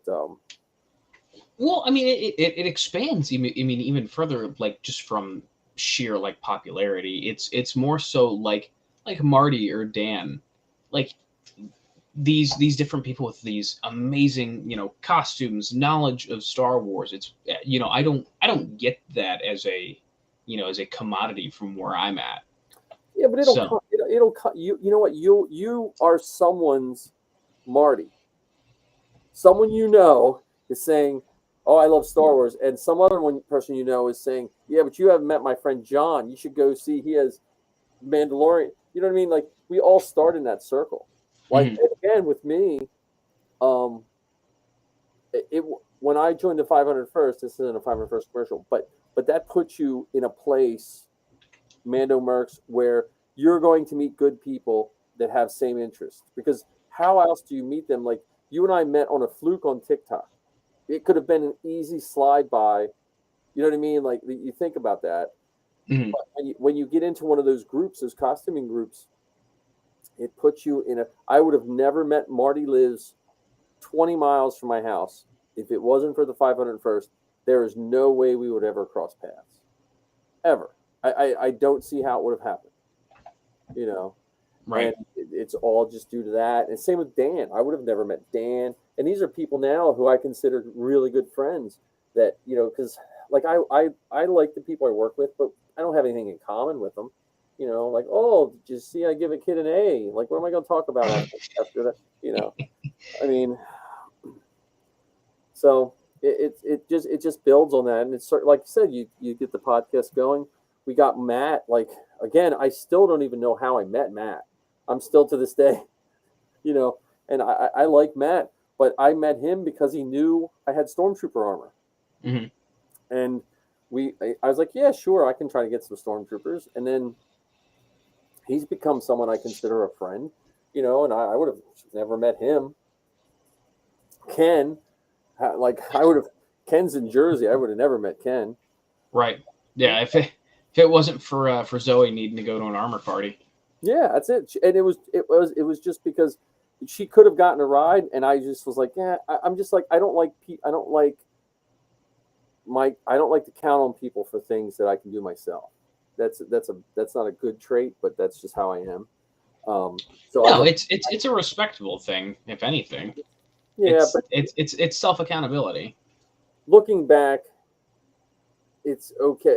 At my age, I probably should have asked for help from some of the people that I helped over the years, and I never would. So that stubbornness has probably caused me some pain. But I was like, no, I don't want someone to drive my kid. You know, so I took her to the armor party. Yeah, I met Ken, and it mainly because I needed to set. I was making resin droid. No, I was making resin droid restraining bolts and resin Mandalorian mythosaur skulls. I just had some extra resin, and I was just like, if I got to stand here for a couple of hours, because I didn't have any Mando armor to work on, I was just making them while I was hanging out, and I just started talking to Ken. You know, so you will be the hub of some Star Wars in Ohio. Tim O'Sullivan, look up Tim O'Sullivan on TikTok. You want him as a guest. Yeah, being friends with you and Marty and Dan and Ken on Facebook, I swear I'm only getting people for but you know how Facebook recommends friends to you? Yeah. So until Zoe added me on Facebook, she was the first one that always popped up. Yeah. And then it was Tim. Now Tim has, since Zoe and I are friends on Facebook now, which I feel so bad that all of you guys are friends with me on Facebook, because it's exclusively just a meme dump. Nah, it's all right. I'm on Facebook way less than I used to be just because of TikTok. But have you seen some of his animatronics? Oh yeah. Yeah, his Grogu is fantastic. And I've talked to him a couple times because he helped me with droid feet, and then he gave me some painting ideas and stuff like that. And hopefully I'll run into him at Celebration. But he would be one to talk to about having on the show, because he just started a second account on TikTok. He has two. He has one in his costume. He just started a new account that has his animatronics on. Because I would love those animatronics. I would love to learn that. I would cut this blue mask to pieces and make that an animatronic mask if I could. Mm-hmm. So.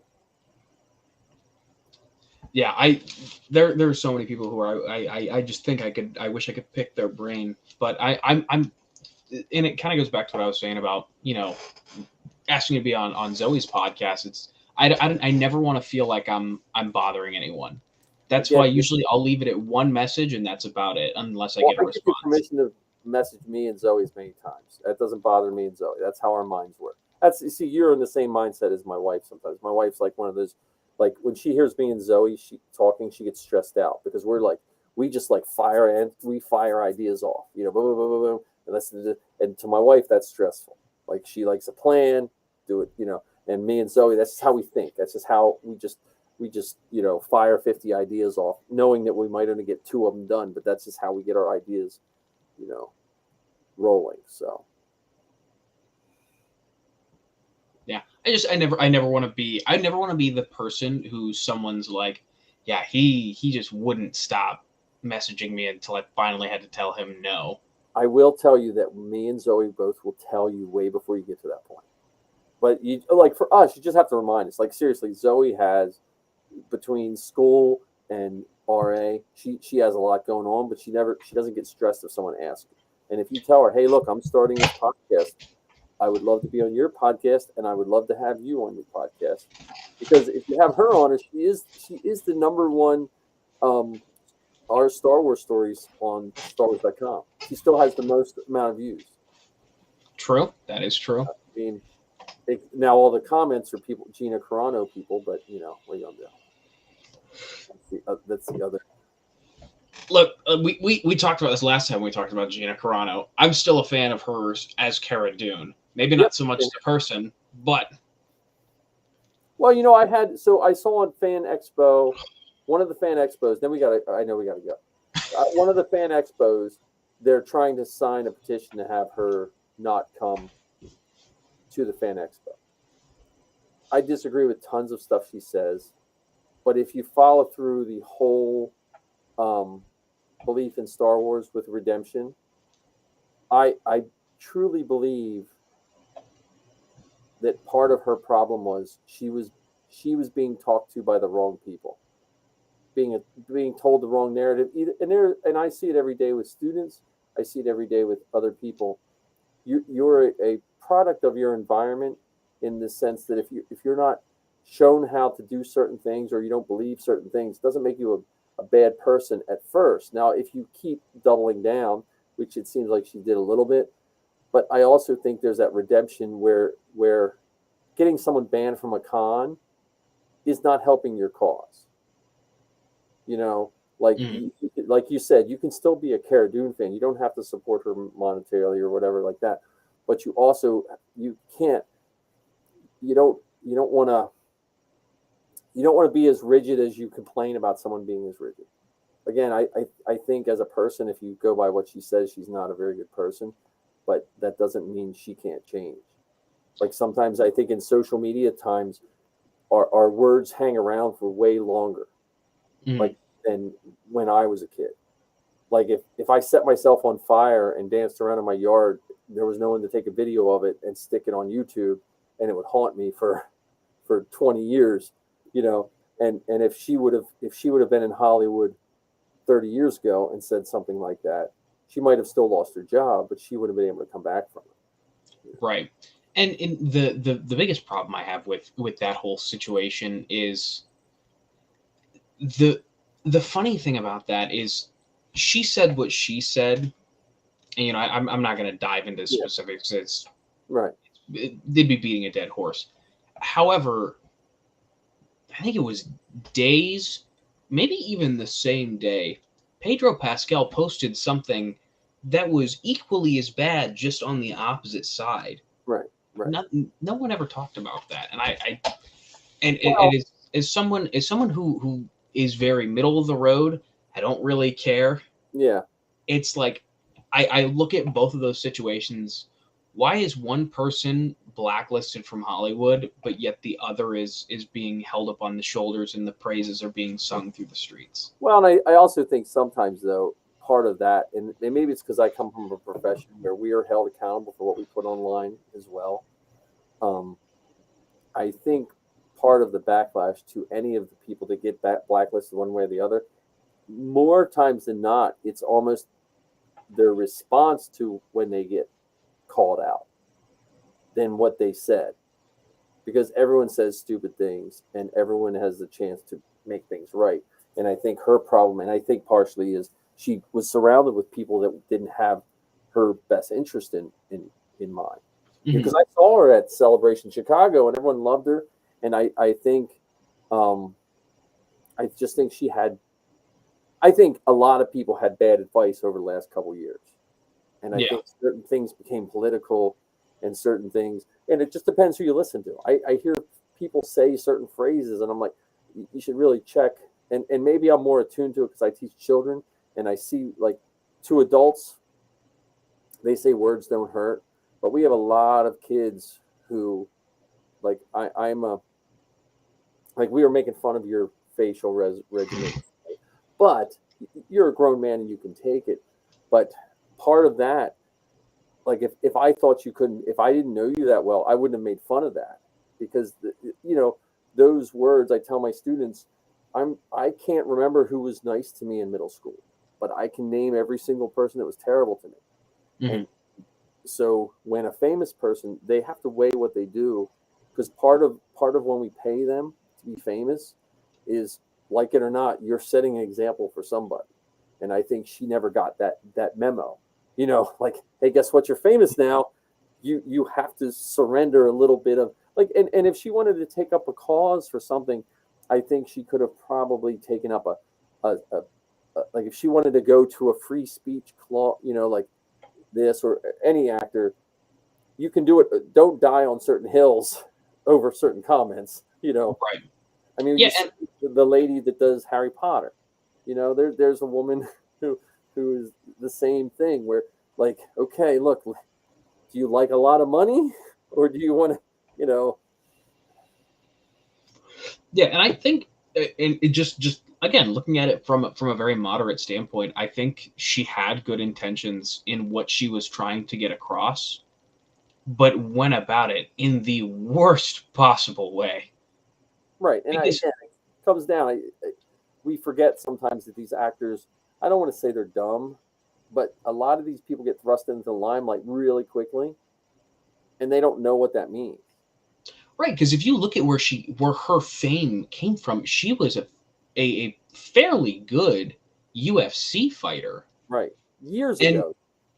right, and as MMA and in these high contact sports, you're not scrutinized as much as you are being an actor, because not everyone watches UFC, but everyone watches some form of television or film media. Yep. I have never met someone who's like, nah, I've never watched TV, never seen a movie in my life. I know. But Even yeah, but I've definitely had people who are like, yeah, I've never sat down and watched a UFC or a boxing match. yeah, like, I watch boxing, but I've never watched UFC. Like, You're missing out. I know. I just, sports never, like, being raised by your grandparents, sports never become a big part. And so boxing, like Tyson, I always liked Tyson, and then I just kind of, but yeah, no, exactly what you're saying. And I that's what I'm saying. Like, I understand why the people want to have her banned, and I do understand the damage certain people do with their words, just in general. I don't want to beat up on her, but I sometimes think, when they want to ban someone from a con, couldn't that effort be used better? Like, I understand, showing someone how to act is way better than just having them banned. I do understand, because if she goes to a con, the best way to show her that maybe she needs to clean up her act is don't have a line of people getting her autograph. Right. I mean, because, like, or just go up and have someone say, hi, hey, I like what you did as this, and I don't know. I don't know how to go about that, but I sometimes think people and I don't want to say that what she said was terrible and what she did, but again, I don't know. I don't want to end on that, but it's just, I like that character. I think it's kind of weird, because then you had the opposite happen. Remember when Falcon and the Winter Soldier happened? Mhm. And people hated. It was funny because I think the Cara Dune figure had such a weird backlash because people loved the character. Then in the Falcon and Winter Soldier, that guy that played Captain America, the guy that played the guy that killed the guy, U.S. Agent John Walker. Everyone hated the character and took it out on the actor. Like, it was like a reverse. It was like, do we live in a country of dummies? They don't understand. Yeah, no, I mean, people can't separate the work that people do as actors from the actors themselves. I mean, look no further than Ahmed Best or Jake Lloyd. We talked about this last week. So I think it's one of those things where as a society we need to start focusing a little more on you can like or hate a character, and that is no impact on the actor themselves. You Well, don't have to you have to separate what someone does from who someone is. Yeah. Well, and that's where I think social media hurts. Like I wouldn't be surprised if some of these big companies come up with more stringent social media clauses because it does hurt their bottom line, you know. And again, if someone wants to pay me X amount of dollars and they say, "Oh, you can't do any social media while you're on contract with us," I'm like, my passwords are changed, man. I'll take some money, you know. Yeah. I mean, But that comes down to, like I said, the message that Gina Carano was trying to get across is, that then you really start to toe the line of free speech being hindered by a company, not saying a government, which is what she was really trying to say. But I mean, then you start to impact of what I can and can't say. I think that's kind of what she was trying to get at. But I definitely I'm right there with you. As someone who didn't grow up with very much money, you say, all right, shut up online for 2.5 years and we'll give you X amount of dollars. Be like, that was where's my the dotted thing. line? That was my only thing. I was like, I felt like saying she just didn't have good advice because I felt like saying someone's going to say they're not lining up to give you Oscar-winning roles, man. Shut up, do a couple seasons of a show, and collect the paycheck. Because, like, a lot of the times, the less I hear from the actor, the happier I am. You know, like I like Harrison Ford and I like what he does. But there's a lot of things in the past that he's done that, as a person, I have to rectify with, like him dating Carrie Fisher when she was very young. That I have to separate that in my head, you know.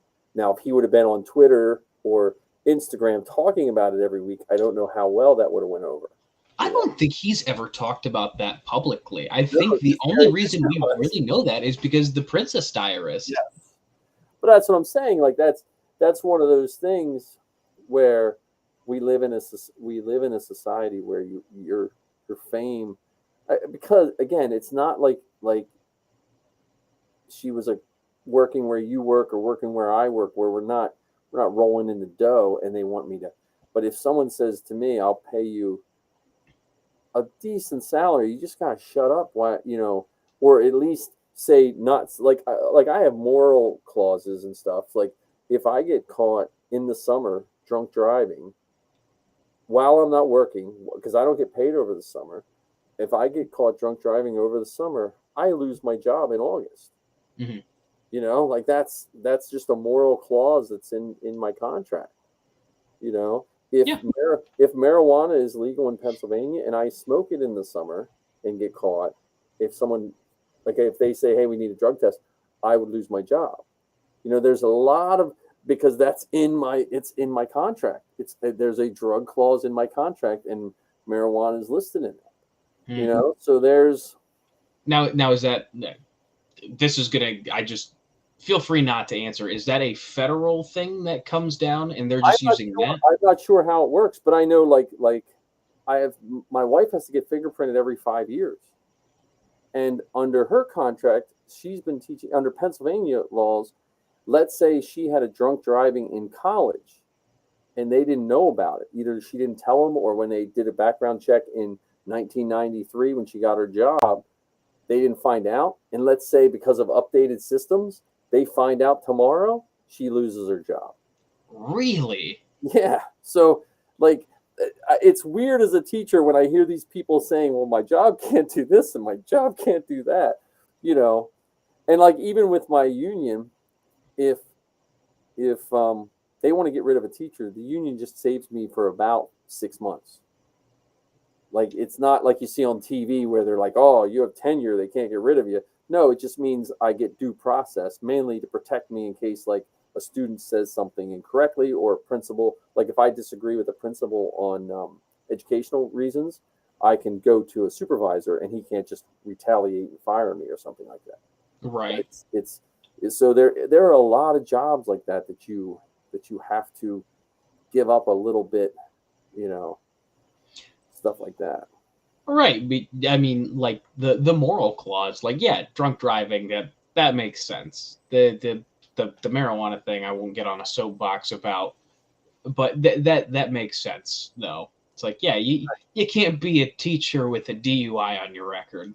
Right, but if you think about it realistically, though, if I do it in July when I'm not working and I don't hurt anyone, or even if I get public intoxication, there's a lot of things that I can get in trouble for that don't affect my job.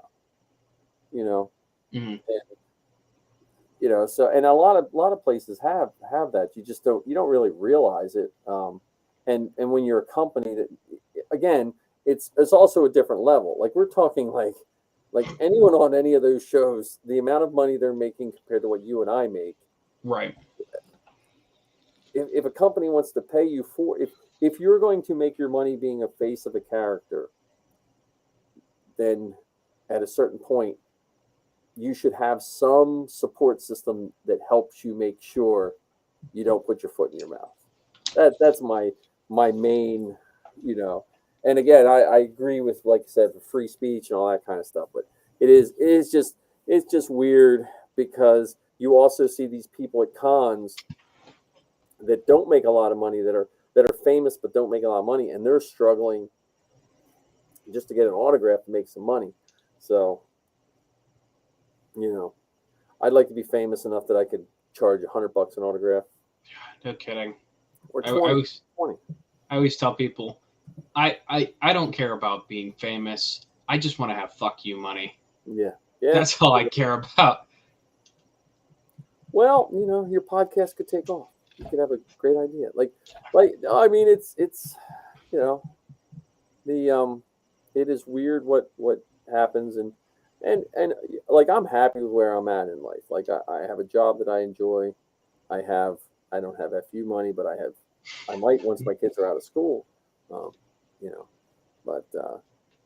But I get to do what I like. Like again, when we were shooting that stuff with Matt, I would have never imagined I got to do anything like that ever. Like got to wear stormtrooper armor. Come on, like my childhood would have been so happy if I knew I was going to wear stormtrooper armor someday. So you gotta get yours done. I know. It's one of those things where it's like I get a project in my mind, and then it just keeps going on the back burner and going on the back burner. So honest to God, the biggest thing that's hindering this is I'm very, very intimidated by doing the Cuts. No, like I'm fine. Like most of my armor is cut. Oh look, Ark said he wouldn't lose an autograph through the floor. That's a diss on my Harrison Ford autograph. It's the thighs, the shins, and the forearms, and sizing them. Yeah, because my one forearm is already it's slightly too big. I can get away with some black foam, but I already know it's a little bit too big. I'm telling you, you got to find the 501st in your area and see if they're having an armor party. Yeah, I should. I know you're hesitant towards that, but if I listed all the terrible things that happened with me and all that, the good will much outweigh the bad. I'm just an introvert. We all are. Okay, that's all of us. But the armor parties. I've never been to a bad armor party. And if you have two hands and you get people that have done the armor, you watch them do it, and you're like, because they're just like zip, and they're cutting and gluing, and like my Sand Trooper, it sat there. I started working on that. I worked on it for 4.5 years, and then Marty's like, just bring your armor over, right? Because I was in the same one. I didn't want to size it, boom, boom, boom. I took it to his house. We finished it in an evening. So. Yeah, because I've got everything that doesn't need like size cut and ready to go. Yeah. So like the chest, the back, the kidney plate, the butt plate, and the I would plate. check your local, check the excuse me, the Ohio group. Find out when they're having, because they're probably all clamoring for armor parties. Mm-hmm. And they will be more than happy to help you. Yeah, because I'm in the Garrison Academy Facebook group. I should probably make a post. if you say I have TK armor and I just really need some help finishing it, they will. Most of those people will fall over to help you. They really will. Take advantage. Don't be like me and be 54 and say, man, I wish I would have just got someone to help me, and I still have this half-built armor from, Mike's dead and you can't help me anymore. So anyway, Yeah, armor will get finished. I'll have a TK and a Tuscan ready to go for when I decide to join the 501st. yeah. Well, again, the armor, man, you got the perfect size proportion for that armor. It'll look good. Like, I'm looking at this picture of my TK sticking out. I was like, man, I just wish I was like 20 pounds lighter in that armor. I just wish I was like 3 inches taller because I am a little short for a stormtrooper. Yeah, you can trim the bottoms of the lower legs. That'll bring it down, because there's no edging on the bottom, so you can bring the lowers down, and then you trim the tops of the thighs to get that right height. But don't trim anything until you get it all suited up, and that's why, like I said, you need someone there to touch in mildly inappropriate places and trace where you need to trim, and you'll be fine. Yeah, I'm just gonna. I know I'm gonna have to just buckle down and do it. I'm telling you, reach out to them. Reach out to the Ohio group. There is someone up there that's waiting to finish their armor too. 2 hands and some painter's tape, and you guys will go to town.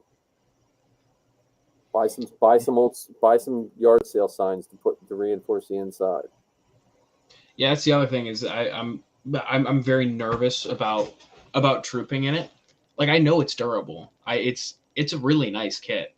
Yeah. Oh yeah. But you'll be fine. That armor of mine is from 07. yeah, but it was built stronger back then. Yeah, but you know what? The plastic on the ABS, what's nice about the ABS stuff is the thick stuff is strong, the thin stuff will bend. So it'll be fine. And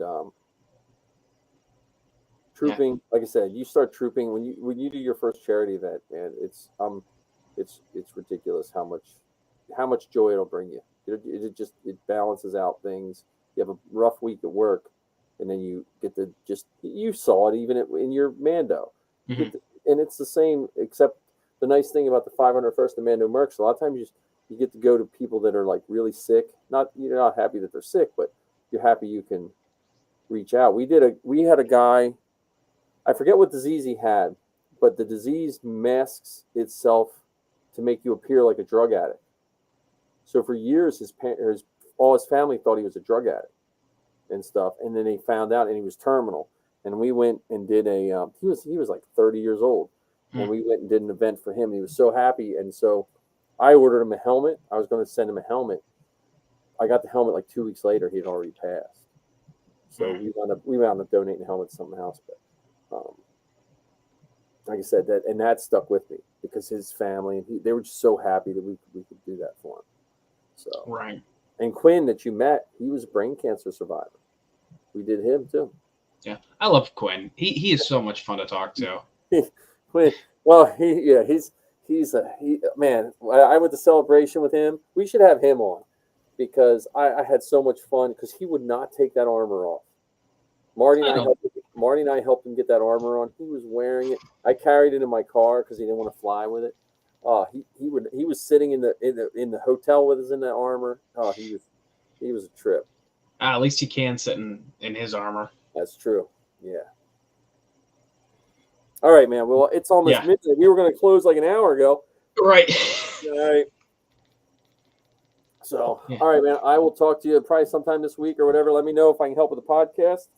Yeah, I'll probably. I know I'll have questions. I'm probably gonna now that it's on my brain. I'm gonna work on it a little bit while Well, like I'm already check out the headliner. Check out the headliner thing because it lets you put your feed in. It'll put your feed in, and then every time you put a new episode up, it'll ask you if you want to make a bumper for it, like a little commercial for it. You can just download it and throw it on YouTube, or you can throw the commercial on Facebook or TikTok or anything.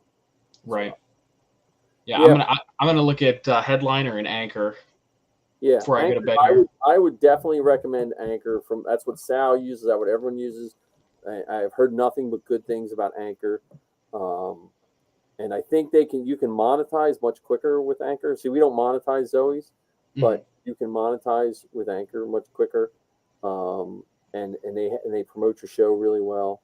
So, because I switched CreatorCast over to Anchor. I haven't been able to get a hold of Colin. So, yeah, yeah. I'm down to do all three. So this Karita and I gotta get that one going. I just don't, I gotta promote that one. I think me being a mainstay of it is not a good idea because I promote my kid first, and so I need people that would, help promote it too. So, yeah. All right, it is 11:35, which is not as late as I thought. Yeah, So. I don't know how you must have started this really early. Yeah, I started it like I started almost like 7 because I was testing to try to get the echoing out, and I was messing around with switches. And then I let my dog out. My pug out, and he's a pain because he doesn't want to come in, and it was just he's lost without my other dog. So 7:33. See, Ark knows he's on top of things. He's on spring break. So he doesn't know. Ark's he'll have to be a guest on these once we get more. We can't have him a guest now because then we don't have any viewers. Right. Yeah, but he's got to get back to me on TikTok first before I let him do anything. Right. He'll be put on the black list of Ark. He'll be Ark 76 instead of Ark 76. Yeah, Ark, DM me on TikTok or Instagram or really, or just go to my TikTok bio and hop in the Discord. We've got like 13 or 14 people in there that want to be on the podcast. I have sent you 3 messages now. I don't know how you haven't seen anything. Yeah, hop in the Discord and then hit me up. I even put in my own Discord for that. Yeah, see, I even convinced Mike to do it. So you can do it too. That Discord makes me feel like 100 years old though. Like that I'm gonna restructure in here this room so I can do more. Like I think I'm gonna get a cool chair like you. This is a stand table. This table's like standing height with bar stools. And I think I'm gonna cut this thing down and make it a desk height and get some like nice chairs. So this was my first attempt at a studio, and I can lose 90% of the equipment now. I don't envy you. I've got a bad back to begin with, so sitting on a bar stool for 4 hours, I'd be furious. Well, the nice thing is your back pain is masked by the sitting on the hard ass stools that feel like it's shoved up your butt, because they are really cool stools that are the most uncomfortable to sit on. Yeah, I've got an International Harvester one in my garage, so whenever I work on anything, I'm always like, oh god, why can't we just get a nicer chair? Even worse than that. Like I bought these when Kmart was still in business for like $14, and they were $13.99 too much. Like if it wasn't for Darth Vader on there, I would probably throw them in the trash because they're so. I put them down here to do teaching when we were teaching online, and it was terrible. So, but all right, well, we're both Italian. We're gonna sit here and talk for another hour if we don't shut it off. So, all right, guys, have a good night. I'm gonna end the stream right now.